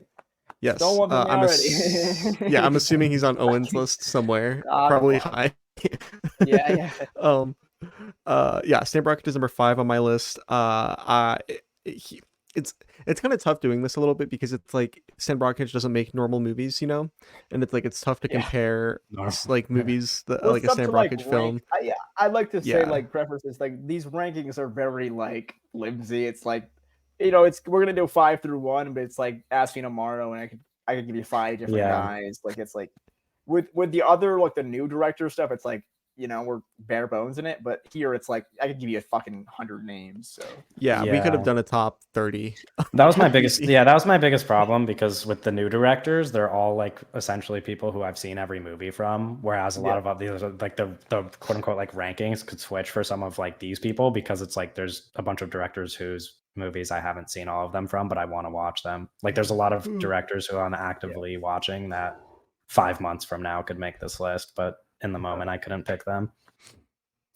Stan Brakhage is on my list really because there's not a single artist that I've ever encountered that is able to recreate memories like he is, and the way that he is able to communicate what it feels like to remember something in a lot of his some of his films. Obviously not all of his films are like that, but you know what I mean, like Window Water Baby Moving, Anticipation of the Night, like these are films that are like, wow, like I feel like I'm like Black Mirror, like going to someone's brain and watching their memories, it's Yeah. very unique, very powerful, and it's like what Owen said, it's something that is kind of like coloring the way that I think about my own like films that I'm working on. It's very very important. Yeah, Sam Rockage is the man. He's the guy. Like, Brockage is my number 2, and that might just be really indicative of like what I've been doing recently. I just think I've been very in Brockage mode in terms of like where I'm at with my work.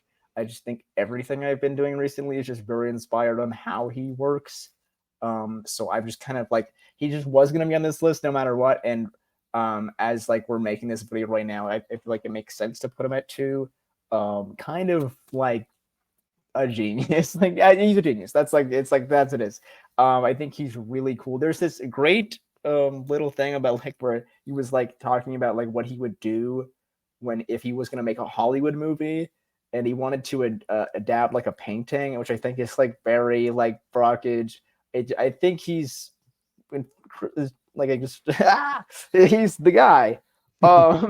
Yeah, I don't know. It's like it's tough because it's like Doug was saying we could do this for 3 hours. I think he's someone where it's like we wouldn't normally talk about someone like him, just the way we do our yeah, episodes. the nature of our podcast. Yeah. Yeah, it's like you're not gonna do a night music episode, but I think he's really interesting.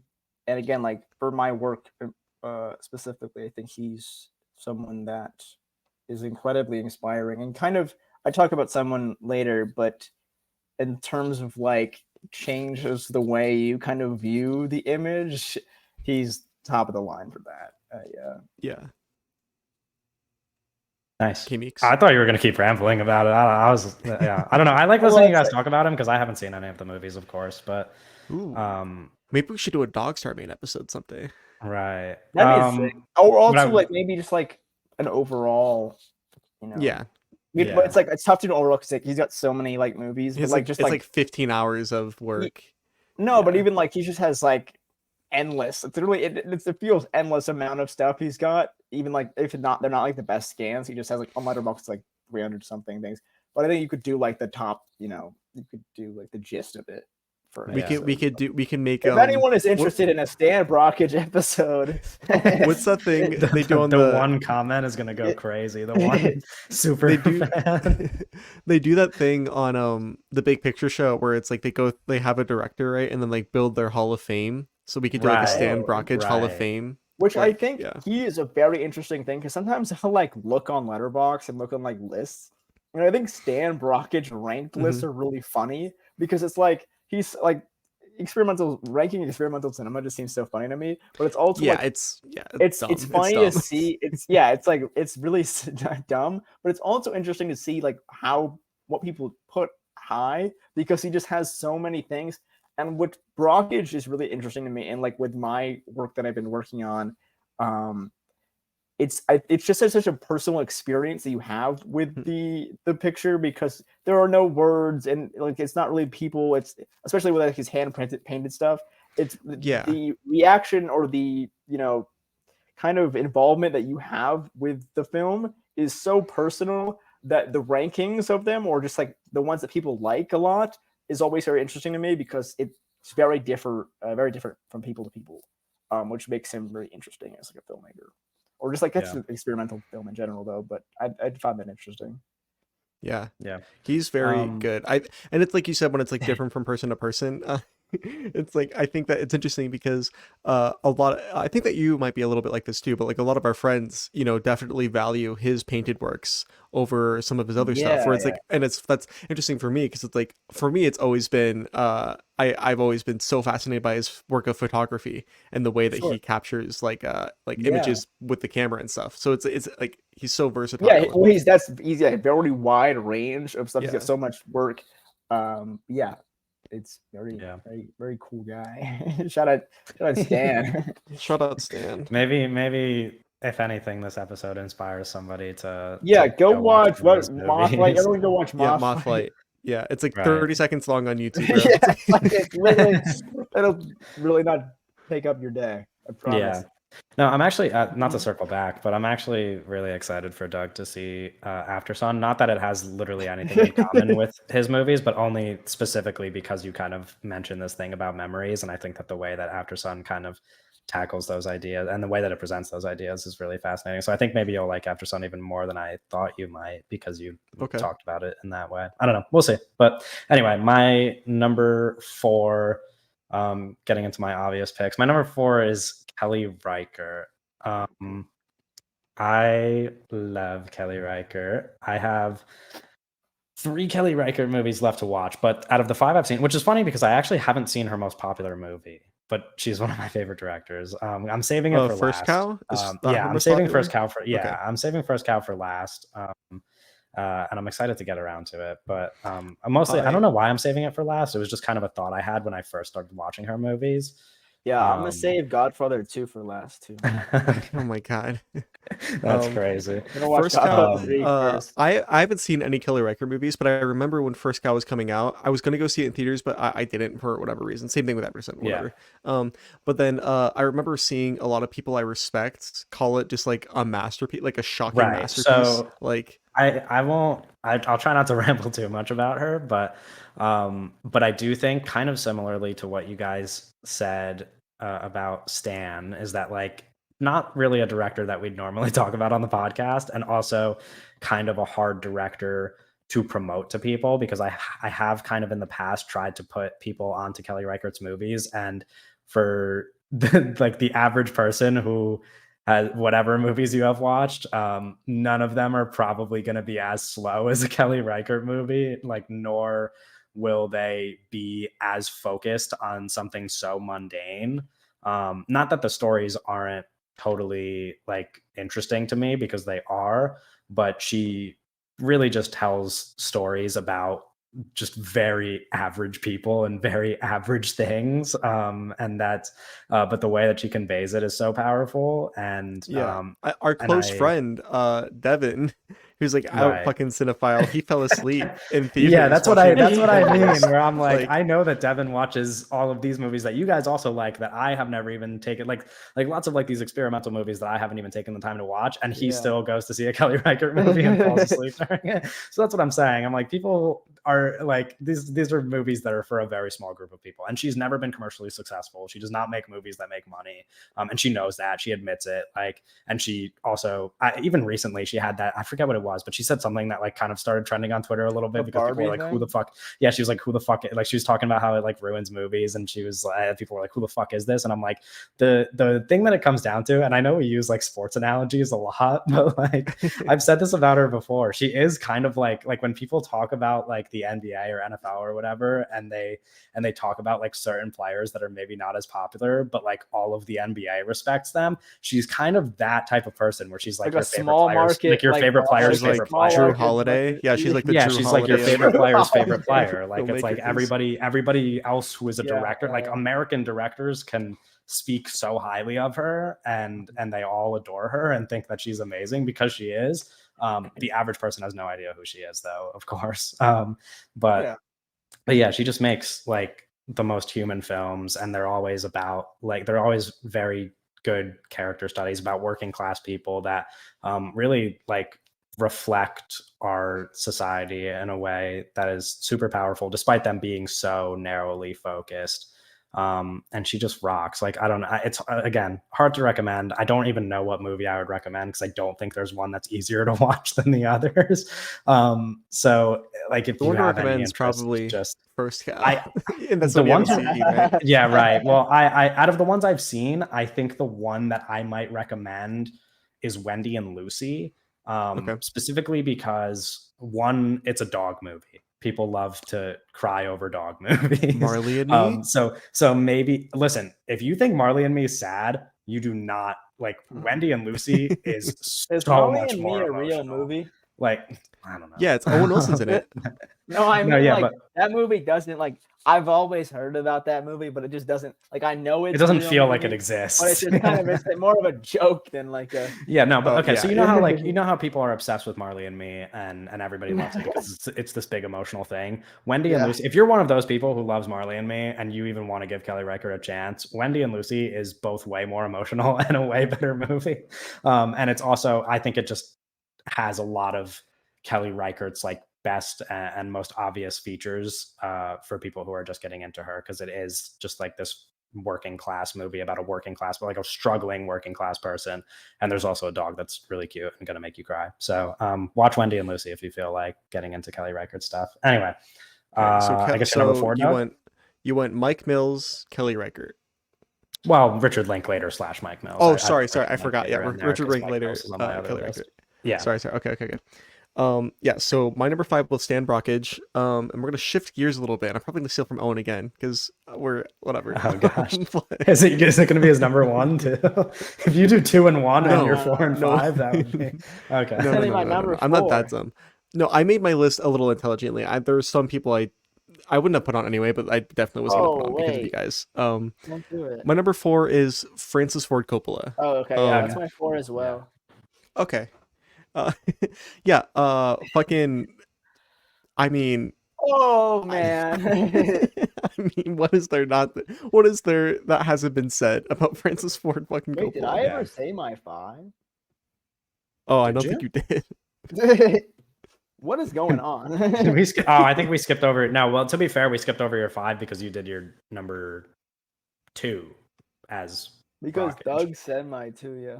Okay, yeah, so we'll go back to your 5 after Doug. This is a mess. No, it's not, because we're doing 2 movies each, or 2 directors each. I've done 2, and now Doug's doing his second, and then your number 5 will be your second. And I've done 0 guys. Francis Ford Coppola. Francis Ford Coppola. He directed a little movie. I don't know if you fucking heard of it, called The Godfather. Yeah, The Godfather. Hot take. One of the greatest movies ever made. Godfather 2. Also, one of that's like Owen's least favorite Francis Ford Coppola movie. No, not even true. The Godfather 2 is even better. Last, my bad. Apocalypse Now is also kind of a fucking it's like perfect. Like we talked about Apocalypse Now. Right. Let's talk about detailed podcast. Twixt is real as fuck. One from the Heart. Have you seen One from the Heart, Doug? No, I haven't seen One from the Heart. I'm a fake fucking fan. Have you seen Rumble? Have you seen Rumblefish? Rumblefish. Okay, we don't need to get into what I have and haven't seen.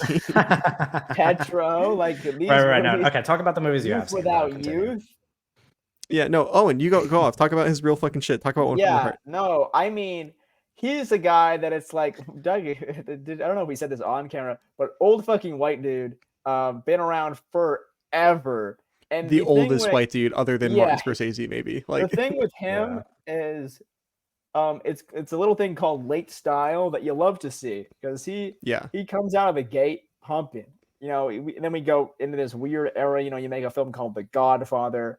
You make weird era. The Godfather. You make Apocalypse Now. You need a little money. You make Dracula. But he's just Dracula, bro. But then he's like old as shit, and he makes this little trilogy, Techo, Twixt, and Youth Without Youth, and he's just been around banger after banger. And that's just He's- really what kind of sets him from the rest. Is he's just never let off the gas here. Yeah, he's kind which of is- like known. I feel like he might be like. He's not okay. He's known as the guy that directed The Godfather, which is fucked up. Yeah. But other than that, Like that, yeah. he's kind of like known as Granted, there's worse things to be known as, but he's Right. Being he- known as the guy who directed The Godfather is a pretty good title. but he's kind of known as like the guy that just like fucking throws around money. Like he Yeah. just like fucking throws Well, around one cash from and he the bets on heart- himself. He One always from bets the on Heart himself. destroyed that studio, and like it's one of the big, not the biggest, but it's one of the big like reasons that young Hollywood kind of collapsed is because Yeah, because one from the Heart lost so much money. Because but he was pioneering and he was experimenting and he was pushing. He for bet a on new- himself.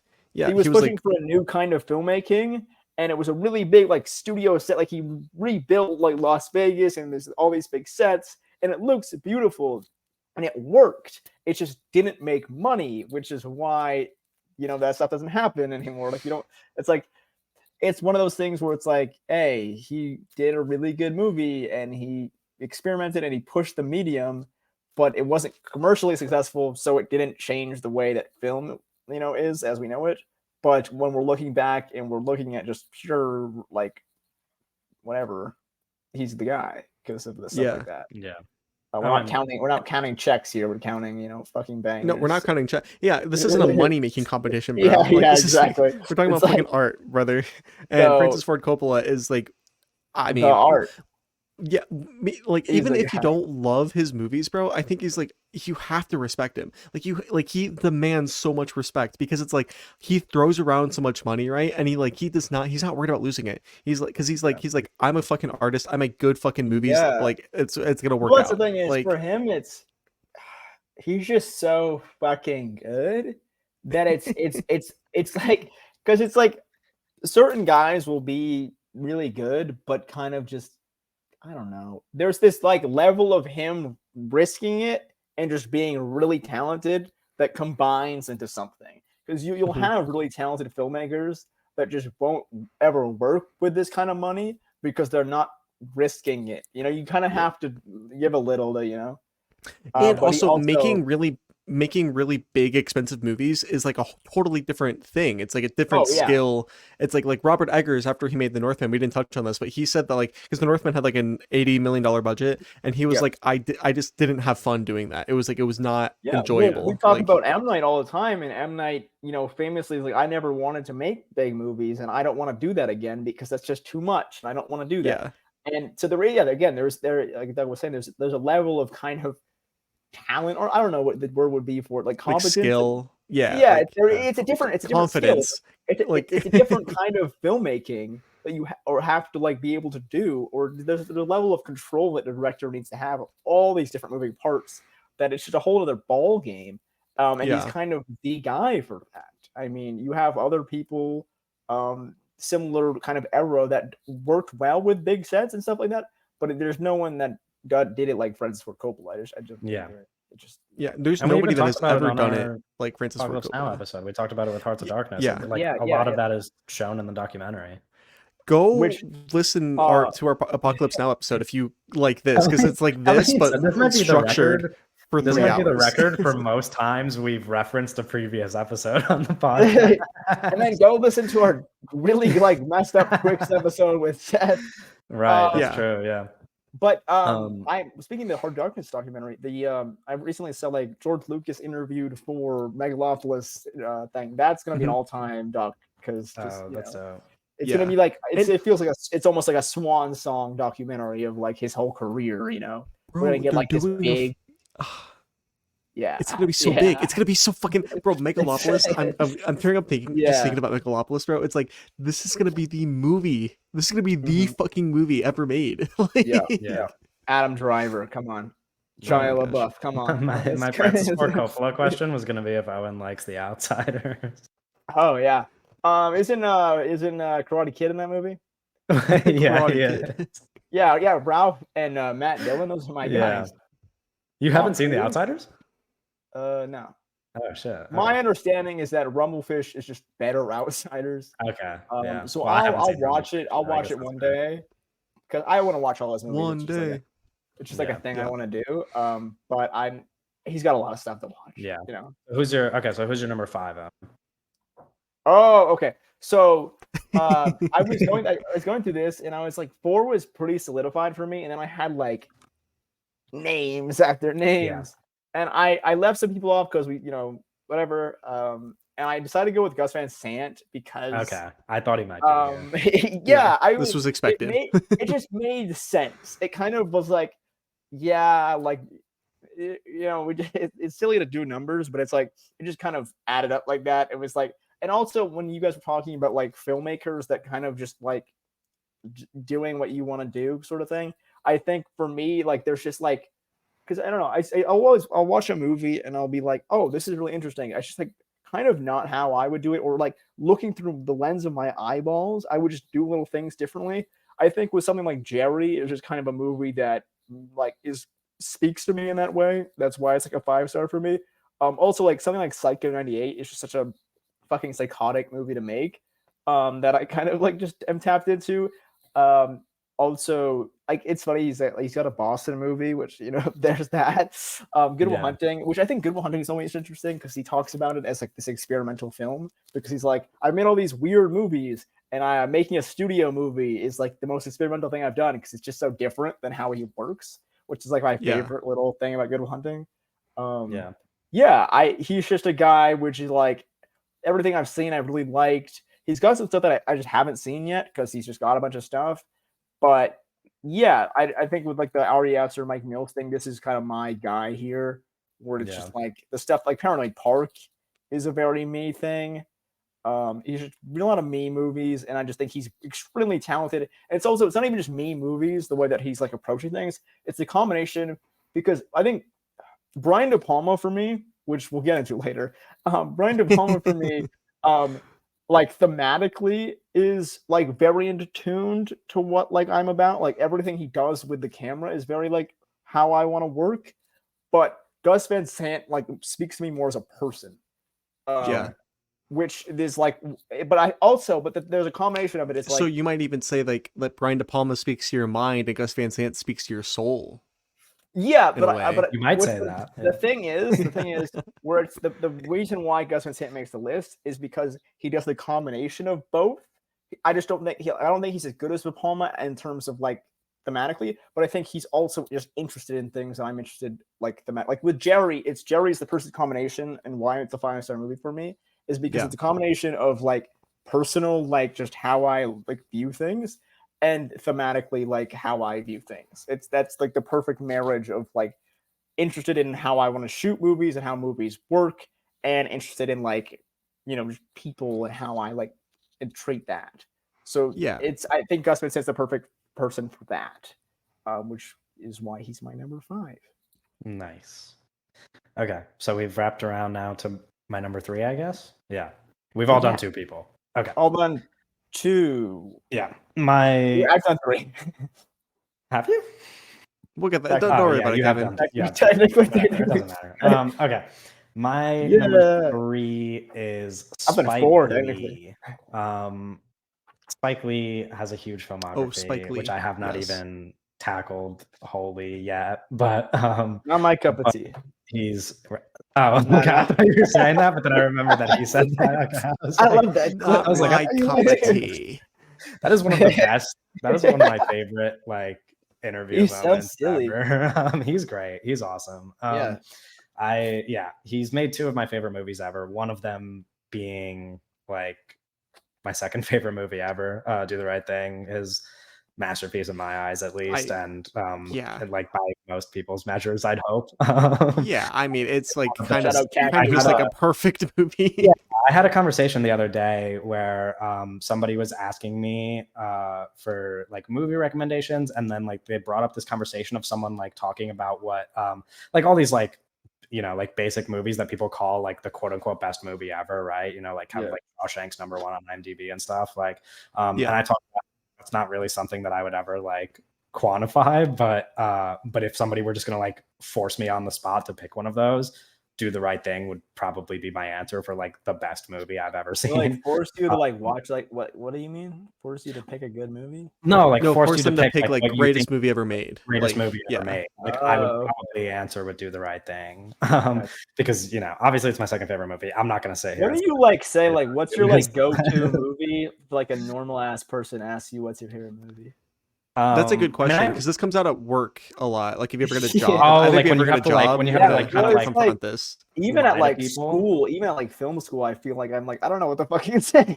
Yeah, that's what I made that mistake of Yeah. telling people in film school that my favorite movie was 10 Things I Hate About You and having people kind of like Oh. giggle in the classroom and laugh. And I was like, okay, my bad. Sorry for not picking The No. Godfather. Well, yeah. So like my favorite movie is The Piano Teacher, right? Right. I do but you're not not say gonna that tell to people. normal people. No one I don't knows- say no I don't one tell knows normal what people that that. is. Yeah. So what I say is The Matrix. That's my go-to. I'm always like, Oh, oh, what's your favorite movie? I Sure, always say The yeah. Matrix. I don't know. I think I've gotten, not that I've gotten past that point, but I think like people just like, I think anybody I interact with now, just kind of like, I'll just say 10 Things I Hate About You. I don't really have to feel shame about that movie at Yeah. this point. Well, I feel like I guess in like film school that would be like something, but it's like normal people don't give a fuck about like Yeah, like people, it. normal Yeah. people love 10 Things I Hate About You, I think. Yeah.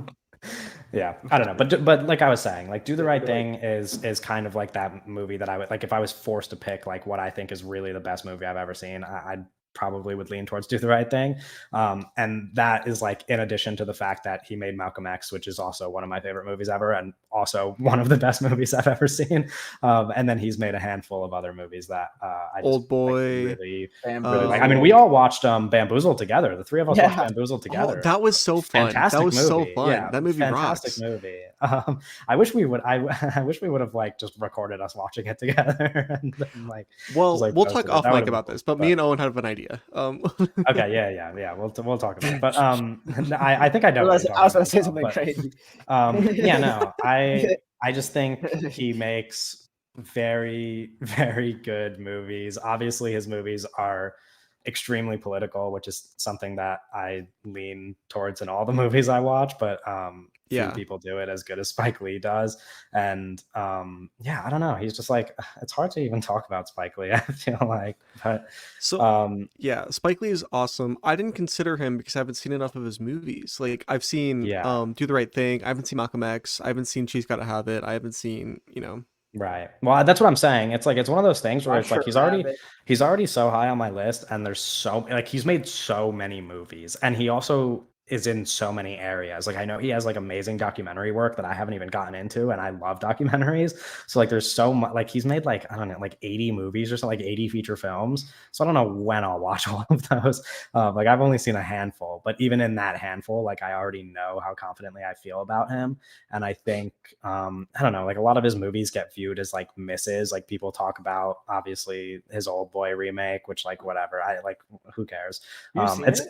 no, I haven't seen it, but it's kind of one of those things where like we you talked gotta- about it on like the M Old Night Boy thing as episode. well. No, but like we talked about it on the M Night thing as well, where it's like Then people you go hold watch the Old Boy episode. hold Last Airbender against him so much, and it's like who No, no. cares, dude? Like it's like why are you gonna bring up Old Boy Well, when you talk we about talked about Spike this Lee earlier. when he's It's made these movies? extremely hard to have a consistent filmography. Especially when you make as many movies as Spike Lee. It's harder when Yeah. you make a billion movies. And it's also extremely harder when you just work in the studio system. It's just Yeah, and that's what I'm saying. It's like it's I an don't like unrealistic I'm always thing to be gonna perfect, you know? yeah, I'm always gonna respect him for not being scared to fail, like as I would with any director. Like it's like if you're gonna make 80 movies, like people aren't gonna like all 80 of them. I mean, if you do that, that's fucking insane. But Yeah, well, I've said this multiple times that I think it's way like I don't know what the word would be. Braver and cooler don't seem like the right thing, but I always Sure. knock on Tarantino for being like, I'm gonna make 10 movies and they're gonna be 10 yeah, good and they're gonna be movies. and perfect, and then we'd people say, yeah, like, it's like but I think it's way more like interesting when someone just tries over and over again and just keeps going and always is trying to improve and therefore is like reaching a different level that he would never have reached if they only were like 10 movies. That's it, you know. yeah, and it's his like movies Leonardo, are just like Leonardo da Vinci wasn't like I'm gonna paint 10 things and Yeah, invent no, 3 it's things, like- and he yeah, had that's like what I'm fucking saying. like Like journals full of shit. Like yeah, no, it's awesome that he's not like You shying gotta away be from like making Marty stuff. dying on the grave. And I think in addition, it's just very powerful because I think his movies, even just from the few I've seen, are such a reflection of the time. Like, obviously, I said they're very political movies, but they are just like so important. Like, well, at least his most popular works, but probably like just all his works are so important and such a important reflection that like to voice that to people and not really be scared of like how it's received is a really powerful thing. So yeah, I love Spike Lee. I'd recommend that people watch Malcolm X along. Like, obviously, Do the Right Thing is kind of the given. I'd really recommend that people watch Bamboozled. Malcolm Watch X. I think it's Bamboozled. That's awesome. yeah, sure, but I think Malcolm X. Like, I don't know, we're in this like. I don't want to say we're in this era, but like people always bring up this thing of like they're tired of biopics. Malcolm X is the biopic in my eyes. Like, it's like you don't make a biopic like Malcolm X, and I don't know that anybody making biopics right now will make a movie even close to Malcolm X. Like, it's just that's the movie for me. So yeah, Spike Lee's my number 3. Douglas, next up on your list. Biopic is in my eye. Have you ever heard of a filmmaker named David Lynch? Oh, jeez. Okay. Actually, I don't think anybody listening has. I didn't think this. Yeah, I didn't know this would be on. Did you say here. I feel David like I've Lynch was never for really. babies a couple weeks ago? Bro, shut up. Let me talk about my goat. Okay. No, he's not on either of you guys' lists. No, I know. I haven't seen a lot of his movies. I've only seen like 2 of his neither has movies. Owen. I think they're great. I think the 2 that I've seen are great. I have to watch more. Yeah. Fuck, bro. It's. Where's his number 2? Number 3. 3. Oh, okay. 3 for me. My number 1 and 2 are going to be even more predictable than David Lynch. But no, David Lynch. He's the what's the word? Amazing. You know, it's all of his movies are so good. He's so entertaining, while all of his movies are kind of like these interesting Rorschach tests of like what you get out of them, you know. It's like thematically always interesting. He Mulholland Drive is like this kind of like must-see film that like every fucking person has to watch at least once. He also made like what I think is like the greatest TV show ever, like 3 seasons of Twin Peaks. I love Bob's Burgers. I don't know what you brought that up multiple times today. Yeah. No, I haven't. Funny coincidence. I just opened Letterboxd to go to David Lynch's page, and my most recent entry on Letterboxd is my friend watching Eraserhead. So funny little coincidence. Oh my god, yeah, Eraserhead. Like Eraserhead, like one of the most important movies ever made. Like even like it doesn't even like outside of like preference and stuff. It's like, you know, like Eraserhead's the definitive independent American film in many ways. It's David Lynch is too big, too good, too important for me to even do something like this. I'm like stammering a little bit because I'm like, I don't know where to fucking start with David Lynch. He's literally like a titan of cinema, similar to Francis Ford Coppola, but even like but his work is harder to talk about in general terms, you know, because like all his it's all so idiosyncratic and also fucking it's all very him. David Lynch is one of the most like often imitated, never duplicated kind of guys, you know, where it's like, you know, like, oh, this feels like David Lynch, but it's like, you know, when it's like, Richard oh, this Kelly like with wait, what are you talking about? The Box? Yeah. Okay, I haven't seen The Box. Yeah, but like no, David Lynch, he's so incredible. Everybody, yeah, it's like I don't know what else to say. He's good. Hopefully shit he's making is real. He's probably not gonna make another movie, but hopefully Wisteria is a real thing that's gonna happen. Yeah. What if he directed Dune Part 2? Dune's the only David Lynch movie I don't like. No, I know. Like, what if there was a last minute swap and Denis got like sick and they David Lynch like. I don't think that I'm gonna be honest. I don't think that there's like a amount of money you could pay David Lynch to make another Dune movie. What if like the trailer dropped and it just looked completely different? It was like, psych, David Lynch is coming back. That would be fucking psychotic. Yeah. That's the world I'm living in. Okay, I guess we'll skip over Owen and come back to me for number 2 then, since you said you've done 3 already, right? Okay, we figured out the order. All right. What? Unless you still want to talk about David Lynch. I have 2 people left. How many people do you Okay. have left? Yeah, I also have 2 people left. We all have 2 people left. Okay. Okay. My number 2 is what? No, I don't know. I don't know what's going on.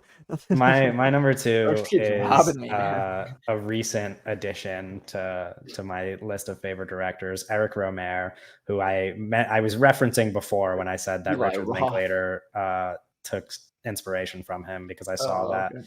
Linklater likes Rohmer stuff, and I think similarly a lot of Rohmer stuff reminds Linklater's me just student of. of the game, man. Yeah, I think a lot of Romero's stuff reminds me of, or I should say, the Before trilogy reminds me of a lot of Romero stuff, because it came out beforehand. But yeah, I mean, we did another plug. We did a Green Ray episode already. That's like our 10th mention today. Yeah, we did a Green Ray episode already, so I talked about that movie extensively, and that is my favorite of his movies. But I've seen 6 of his movies now and 1 of his shorts, and he's just awesome. Like I mean, all of his movies are kind of like I said, like the Before trilogy reminds me of them, but Linklater kind of makes different movies. Like all of Romero's movies are just movies about like French people having conversations. Like they're all Well, did you about see French the new people Linklater talking. wants to make a French movie? What was that? The new Linklater is going to be all in French. Oh Like shit! French He language. said it's going to be like a new wave thing. I Oh, don't know if that was interesting. word for word, but he was like, "Yeah, it's like a new wave movie. It's gonna be all in Yeah, French." well, and that's what I'm it's saying. The French movies are like kind of the peak of like just like people sitting around talking movies. Yeah. And Romer is kind of like the director for that. And yeah, I don't know. He's like both, but it's like I don't want to talk about just like writing, but obviously like since they're just movies where people talk a lot, that is kind of a key component. But yeah, he's just they're so thoughtful. They're so like real, for lack of a better word. And they're also just like gorgeous to look at. I mean, we already talked about The Green Ray, which is just like a very pretty movie. They all kind of share that in common. But and he just like despises men. He just like hates men. All his movies are about men being awful, to the point where it's just like it's so lovely to watch. Like it's just kind of as a through line in every single movie that you watch from him. I don't know if he's even made a movie that's not about that, but they're so entertaining. I think specifically. Oh, and you would like A Summer's Tale, because there's a lot of stuff that reminds me of like I've been Call Me meaning by Your to- Name in there. Okay. But yeah, I don't know. I don't want to dive too deep into him for sake of me gushing about him when we talked about The Green Ray. But yeah, I've only just recently gotten into his movies, and I've already seen a number of them, and he's kind of just already jumped all the way up to my number 2 spot. So I imagine he'll be there for a while as I continue. I just thought about watch it. more of them. Gus Van Sant just took all the Luca Guadagnino movies. Yeah, that's my number 2. Doug, your number 2. You said your top 2 picks were obvious. Who's your number 2? I'm about to snipe Owen. Brad Bird. Holy. Oh, you're taking Owen's number 1. Okay. No, I'm taking Terrence Malick. Oh, okay. T-Mal. Yeah, Terrence Malick. I often say is the greatest American filmmaker, and I'm often correct. Yeah, I almost threw him on there. He was one of the options for my. Okay, I'm surprised he's not on your list. He's I guess you haven't seen enough of his movies for you to put him on. Night of Cups might just be the best movie ever, though. I don't know. Yeah, Night of Cups is really great. Same thing with I really love To the Wonder, but really it's like I love I mean The Tree of Life is another movie. In his earlier stuff? I'm more interested in. Have you not seen Song to Song? Song to Song is like the only movie of his I haven't seen. Okay. But do you like his earlier stuff more? That's a tough question. What do you mean his earlier stuff? Because you know what I mean? Because like all these movies. Yeah. So here's the thing. To the Wonder, Song to Song, Night of Cups. He shot all those movies while he was editing Tree of Life. I know, but they feel different. They feel very distinct. Yeah. Because I mean, most of his movies have come out. The reason why he's not on this list is because I think Song to Song and Night of Cups are like 2 of the greatest movies ever, and I like his other movies. I'm just not as interested in his other work as I Yeah. am Night of Cups and Song to Song. But There's something I'm about very those movies that kind of is above the rest for me. I'm very interested in all of his films, I think. Yeah. I'm interested in him as an artist. It's kind of like it's like Picasso. You know what I mean? It's like, oh, like it's like let's if I were to say like, oh, Picasso's my favorite painter, Yeah, yeah. I'm not just like, oh, I just like old Picasso, or I just like young Picasso. It's Yeah, like I'm interested really kind of like as his progression as an artist, and like how yeah, all of yeah. how everything that he's That made makes kind of sense. like coexists together. I think is really interesting because it is Yeah. like it's like, you know, To the Wonder, Knight of Cups, Song to Song 2, I'm assuming is very similar.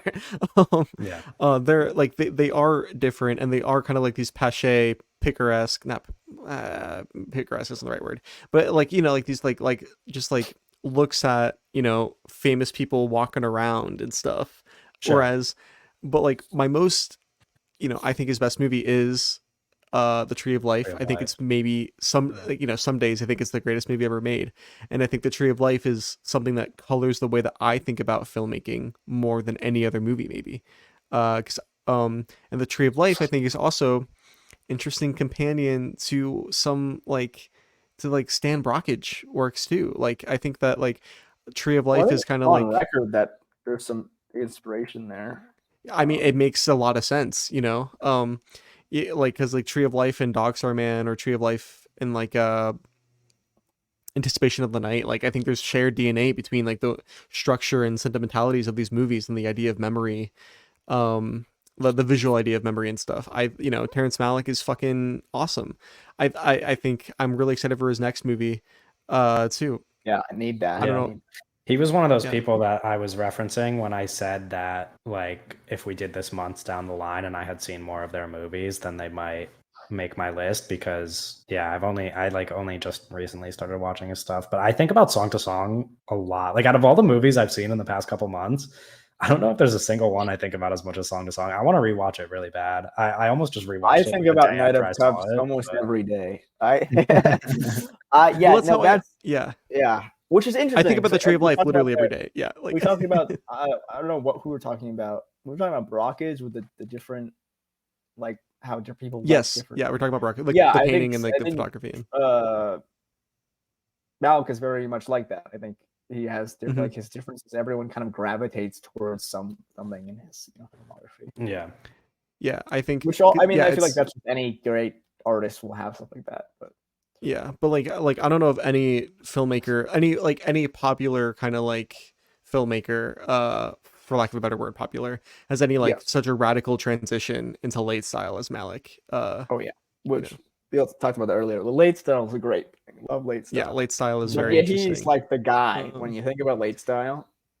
Yeah, because like it's like for him, it's very obvious. Where it's like you sit down, you put on something like Thin Red Line, or you put Badlands. on Days of Heaven. Wonderful movies. I want to add, fucking love those Yeah, movies. I loved Days Um, of Heaven. That movie was then you great. sit that same person down and you put on, you know, Song to Song, Yeah, you yeah. know, To the Wonder, and it's like this is what late To the style wall. is, you know, like Yeah. it is obvious. Uh, A dumb person would understand.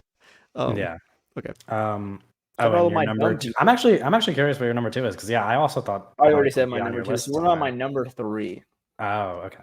Because what? So let me like give a little update. So we had Gus Van Sant at 5, and then Doug stole Francis Ford Coppola at 4. Then My Right. Doug bad. also stole Stan Brockage, who was my number 2. Doug Correct. also might steal your number one, right? No, no, Oh, no. okay. No. At number 3, we have Michael Snow. Right. Consider putting Michael Mr. Snow on here. I Mr. Michael haven't seen enough of Snow. this shit. Yeah, Michael Snow. I mean, he's one above below Brockage, but it's like it's 2A, 2B sort of thing.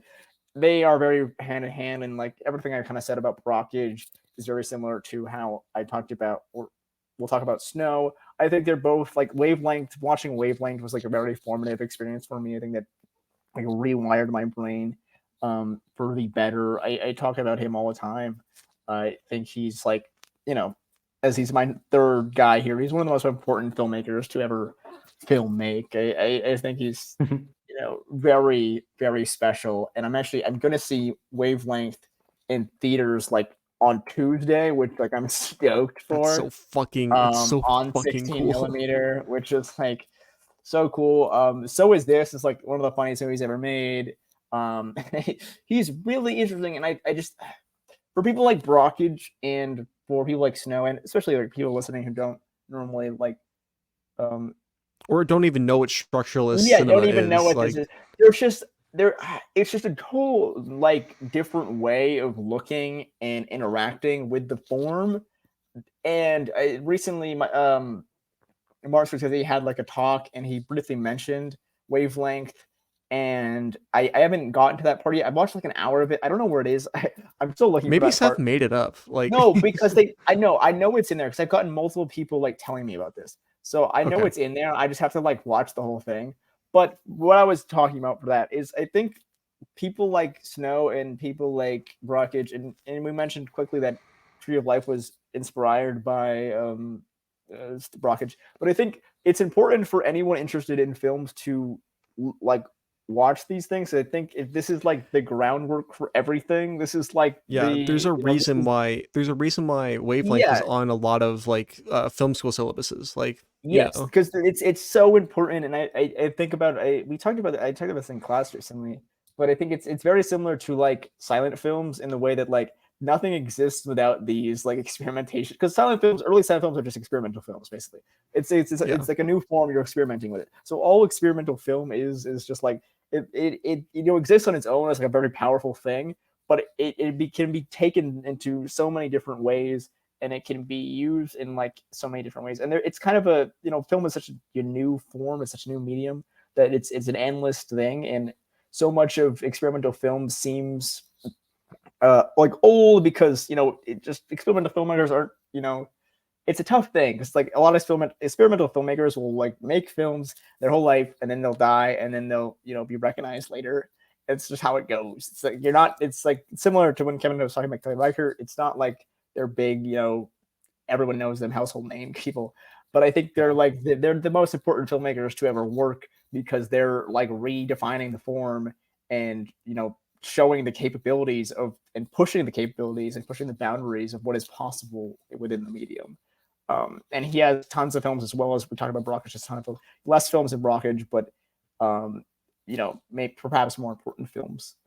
Yeah, I will say, it's like what Owen said. Wavelength is an essential film, Yeah. and kind of a movie that like, uh, it's hard to totally talk about or grasp the importance of Wavelength, but it's one of those things. Do not watch it if you don't want to know ball. You know what I mean? It's like you're not gonna like it. Don't watch it. No, I'm being fucking serious right now because I don't want people to listen to what Owen just said and be like, oh, I'm gonna go watch Wavelength and like be and then fucking come pissed back off. and be like, this shit is stupid, Yeah. and then Yeah. tack on it's the like- it's like- half-star rating on Letterboxd. If you want like watch Wavelength, if you're interested, it's like you have to do it as like an academic exercise. It's Yeah. like you can't just be Well- like, oh, I love She-Hulk and I'm gonna go watch Wavelength. You know what I mean? It's like, Yeah. Well, there's the classic like film school horror story that you'll see on like Letterboxd reviews or on Twitter or something, where it's like it's Wavelength day and we're forced to watch Wavelength in school or whatever, and it's like it's Yeah. treated as like a chore or something. I Yeah. think if you're really interested in the medium and you're interested in filmmaking, or you want to Yeah. be a filmmaker, or you just want to understand filmmaking more, I think you seek Wavelength out. I think this is like top whatever important film of all time. Yeah. But if you don't care about the medium like that, then I just don't work like it's it's not going to be entertaining to you. It just because we can talk about for hours about things that are not for entertainment or what entertainment is but Yeah. I think I don't know where my train of thought was going. Oh, Sorry, my bad. yeah, I kind of got like, oh, I mean, I don't know. I don't know where I was going with that, but Presence is another film that he made that I think might be my favorite. Presence is fantastic. 437 logs on Letterboxd, so I know most people listening to this haven't seen it. Yeah. But if you've seen Wavelength or you're interested in, I think Presence is actually more digestible than Wavelength. It's harder to find, but it's like it's longer, but I think it is more digestible in just the way that it kind of is. So I would recommend that as well. he has a short called Cityscape, which is his last film, which is only 11 minutes. So if you want to start short, Cityscape is a great place to start because it's only 11 minutes. He's got a ton of stuff though. Yeah, it's tough to really talk about him in this short time, and it's hard to talk when the audience is most likely not going to be familiar with him. Yeah, but yeah, imagine it's just a Venn diagram of people who listen to the podcast are just all fans of him. It's just a perfect. Well, I do think there is some overlap of Michael Snow fans and people who listen to the podcast just because I've talked about him to an extent online, right? But yeah, I'm assuming most people haven't. But I think there's some. I don't know. He's very important, right? But only interact. Okay, that's what I was going. I found my train of thought. The thing I was talking about when we're talking about like only seek him out if you really want to. Experimental film is a two-way street. So like when you're watching something that's supposed to just entertain you, you can kind of chill back and let the movie entertain you. With experimental film, there is a level of like you have to give your attention and you have to like let the film affect you. You have there's a level of like you have to play with the thing that a lot of people don't get or don't want to give. There's when you're looking at something, you have to chew your food. You have to chew your own food. Exactly. Which is like a lot of like there's a lot of handholding, like holding, and a lot of little airplane food action going on in modern films and just narrative films in general, which is like necessarily a bad thing. But when people are very used to getting the airplane, it's hard to eat with their hands. So I think that is like the most important thing. But if you want to watch, like we talk about Brockett, talk about Snow, if you want to get into experimental film, you have to like attempt to get into it. Like you have to attempt to try. There has to be a level of like, because you're watching something that is completely different from anything you've ever seen. We talked about influence, but this is a completely different, like, this is just a completely different thing.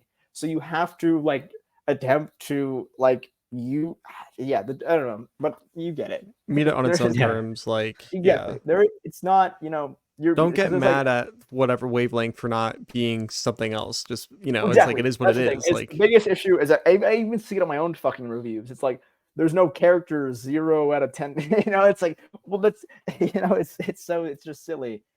There's not it's like, oh, there's shit. It's not characters. It's hand painted. It's like it's like, come on, like it's a weird. You have to understand what you're watching, and for me personally, I think when watching something, it's all about asking questions and thinking. If you're not trying to ask or even try to understand it, and you're just rejecting it, because I think it's very like experimental film is just such an easy thing to just reject, like quickly, and to scrape it off as not important or not something that you want, because it's just so different from everything we kind of consume. Yeah. But yeah, I recommend checking it out if you are interested in broadening your horizons. Yeah, of course. All right, we're on to our number one picks, our favorite directors. Holy smokes! As of this moment, honest, as of recording. Cool. There's no overlap. Yeah, I was gonna. It's a cool thing. You took two of my guys.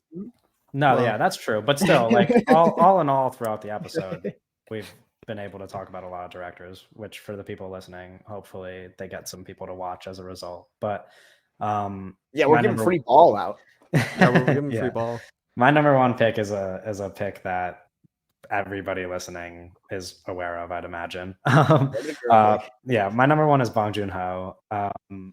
I just shortly before recording this episode 2 days ago watched The Host, which is now the 6th film I've seen out of his 7 feature films. So you've only seen Dog Bark, whatever. Yeah, Barking Dogs Never Bite is the only one that I haven't seen, which by a lot of people's accounts is like his weakest film. I'm still interested to check it out. I don't know when I'll do it. Well, he was like 20 when he made it or something. Like, but he's made 3 films that are among my 3 favorite films ever.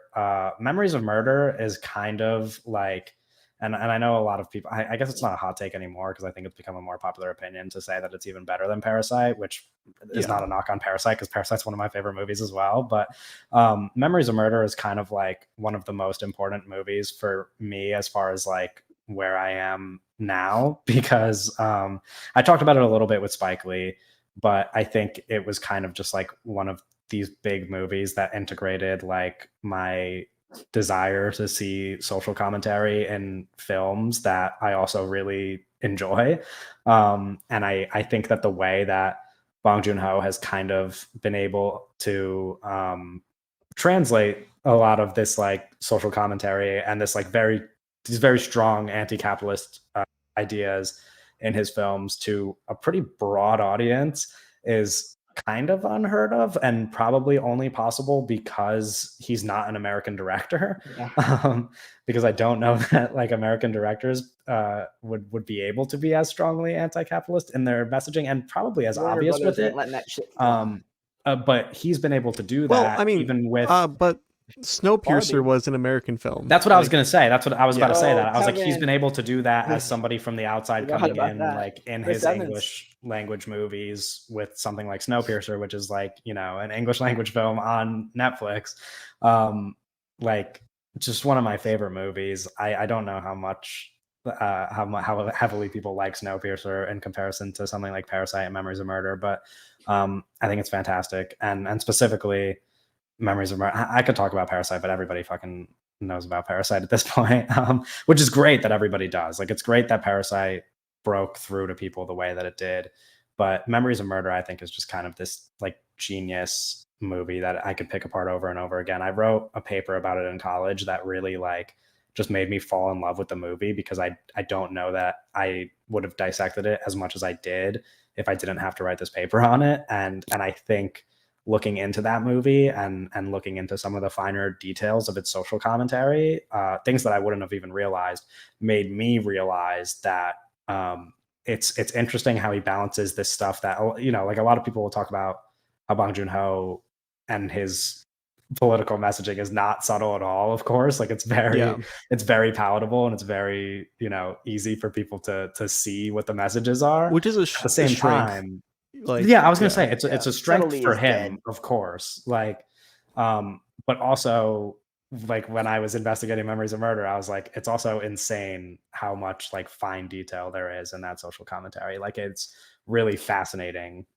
some of the stuff that he talks about in like just even the background of the film that is so important to the political context of the movie and the time in South Korea. He's just fascinating, and I love Bong Joon-ho. And you know, if we made this list at any other point in time, I think that my 1 through 4, at the moment, is kind of close to interchangeable because I love all 4 of these people so much. But right now, I think I could confidently say that Bong Joon-ho is my favorite director. yeah, I also love Bong Joon-ho. He rocks. I'm really excited for his next movie, Mickey 17. Yeah, as we all are. Yeah. Rob Pat. Yes. Yeah, Rob Pat, sci-fi movie. It's it's just gonna rock. But yeah, I mean, you know, I really love Parasite 2. I really like I'm not that doesn't matter. I really like Memories of Murder 2. I love Okja. I don't think you mentioned Okja. I didn't That mention movie's Okja. fucking- Jake Jill. That was the thing where I was like, because like I said, you made 3 of my favorite movies ever, of course. Yeah. Is Okja Okja's movie, or probably, is yeah, it it's always also a on Netflix there? movie. No, it's also a Netflix movie. It's my least favorite Bong Joon-ho, which is like the furthest thing from an insult for anybody else. You know what I mean? Like, it's like that being ranked 6th is just like, you know, I don't. Yeah, that would never happen for anybody else. Like, I think all of his movies are amazing, obviously, tell with the you about exception that of the in a one I haven't second. seen. But yeah, Oh. okay. Your number 1, Yeah, no. Doug? I love Okja. My number 1, anybody that knows me could probably guess this. And my number 1 is Igmar Bergman. Yeah, I say this a lot. I love living in Bergman's world. I think that Bergman, it's one of those things where it's like, this might not be fuck. I dropped my phone. This might not be a forever thing where I'm like, oh, Bergman is like the definitive artist of my life, but he's the definitive artist for this period of my life I'm in, you know? Yeah. I think that Bergman really helps me digest a lot of emotions and a lot of feelings. I think that he also is very, very interesting writer. He's a very interesting director of actors, which is something that I think people don't talk about enough. Which is a big part of Yeah, directing of movies course. is directing your actors. He's very good at that. The emotions, the ideas of people and humanity that he brings up in his films is very interesting. Makes me feel a lot of things, makes me think a lot about a lot of stuff. Obviously, he's made a bunch of canonical films that people are like, oh, like, Sight and Sound, whatever. He's also made a lot of movies in general that aren't canonical that I also really love. Definitely think everybody should try and take a trip to Bergman World that isn't just watching Persona once. Right, right. Yeah, big fan of Bergman. Yeah. So I Owen's number imagine one is also going Owen's to be number one very is not a obvious. surprise. Yeah. Okay. So I think Brian De Palma is like No probably fucking the way. most like important filmmaker for me in terms of like importance as in like personal importance, as in like I don't think I see narrative filmmaking the same post, watching that first De Palma film. I think it's like I've talked about this multiple times, but like it'll be fine. I'll watch like a De Palma film or two, and then I'll watch another narrative film, and it's almost unfair to that narrative film because I'll just I'll be seeing it through that lens, and I think I just see images through that lens at this point. I think he does everything on a technical level that I'd want from a filmmaker, and I think I don't know, he's just the guy for me. And it's almost like hard to even talk about because it's like I'd have to throw up fucking images here. But I think the works with the splits is a big thing for me. My split screen is everything. I do splits. I don't do splits. Yeah. I You're I'm not a more gymnast. no, but I even for little like exercises with the camera. Recently this week I was working on like just finding I when I'm looking for images, or I feel like I'm always looking for images. I think I see things in images at this point, but I think the images that I look for, or like the kinds of images that I like, or the kinds that he likes, I think they really changed the way I view film. He also has a ton of shit. I've seen 22. Letterboxd says 40. Some of these aren't real things. So I've seen like most of the movies. Yeah. But what Kevin said about the number, the what was the number at Oakjack 6? Yeah. It's impossible to rank Brian De Palma for me because everything is so he's got so many great films, Yeah. and I yeah it's not like there's not really much for me to say other than like I just don't see movies the same since like he just narrative Yeah. filmmaking hasn't been the same since Brian De Palma like reached into my brain and like rewired things for me. And I Yeah. mentioned it earlier with Gus Van Sant and how like the technical and the kind of soul aspect. I think his horror stuff definitely tends to work for me more because that's just something more interested in. And definitely he has like this like gangster stuff that I'm not too interested in, but I always can like respect those and still get a lot out of them because of just formally it's just so effective for me. But I mean Blowout will always be, my favorite there. I think Blowout is just terrific. Blowout is I've said this multiple times. I've never written like a long form review of Blowout because I struggle to find the words for that. But I think Blowout is like film school like must have. Like if you want to learn some stuff about the image, Blowout's a great one. I think the use of the camera to tell narrative and the use of withholding information and when to tell information and how to tell information, not just by dialogue. And I think using the entire image to tell information. And I always get mad at filmmakers or films nowadays when they don't use the entire image, Yeah. and we use a lot of shallow focus nowadays. And I think shallow focus, like all tools, can be It's a tool. used. Yeah, it's a tool. It's Yeah. what's the thing is everything is a tool, and everything is a tool, and you can use tools effectively. Like I think there's like the cool shallow focus moment in Oppenheimer where he's like the world, you know that scene where he's Right. like, Yeah. Yeah. that scene's brilliant. I'm not saying that scene's bad. But shallow focus is most like, it's like the guy said on my damn tweet. And I was like, I posted a still from Wonka, and he's like, CGI is bad or whatever. And it's like CGI is just a tool. You can use it negative, like you can use it like shit, or you can use it really cool. You can look like Avatar, Yeah. Everything is a tool. It's just how you use it. So I think but I think utilizing the entire image is something that I'm really into. I think like it's a painterly thing where if you painted a painting, you're not going to blur out 90% of the painting and have the guy there. That's just how I view the image there. So Brian's use of the entire image and the way he uses the image and the way he uses the camera to effectively show information and hide information, and when to present that information is really, really affected how I both view films and make films. So that is why he's my number one director. Yeah. Nice. Here we go. That's all of our lists. Okay, but have you seen Domino? God. No, I wanted to say, yeah, I mean, like this idea was suggested to us in the comments of our actors thing, and I think especially listening to Doug kind of talk about how you said like Bergman is kind of like at this point in your life, at least, like the artist of your life. And I like, obviously these are all people who have really impacted us, and I think if people are coming here like listening to us specifically to take away or find directors, I guess I think it's important that people look to directors and explore filmographies from people who like really impact you and really connect with you the way that some of these people have for us. I wanted to, obviously for the sake of time, since this is such a long episode, let's not go into detail, but I figure all of us have some people that maybe were on the fence if we want to just quickly list off someone, because I know there's directors I thought maybe would appear on your guys' lists that didn't. So I love to throw out you guys some want to names. rattle You don't off have to say any words necessarily, but I mean, mine is probably the shortest. I think the only other people I was really considering were like, I mean, I love Denis, but Denis has kind of fallen lower in my ranks as time has passed. Hitchcock, I thought about. Right. Yeah.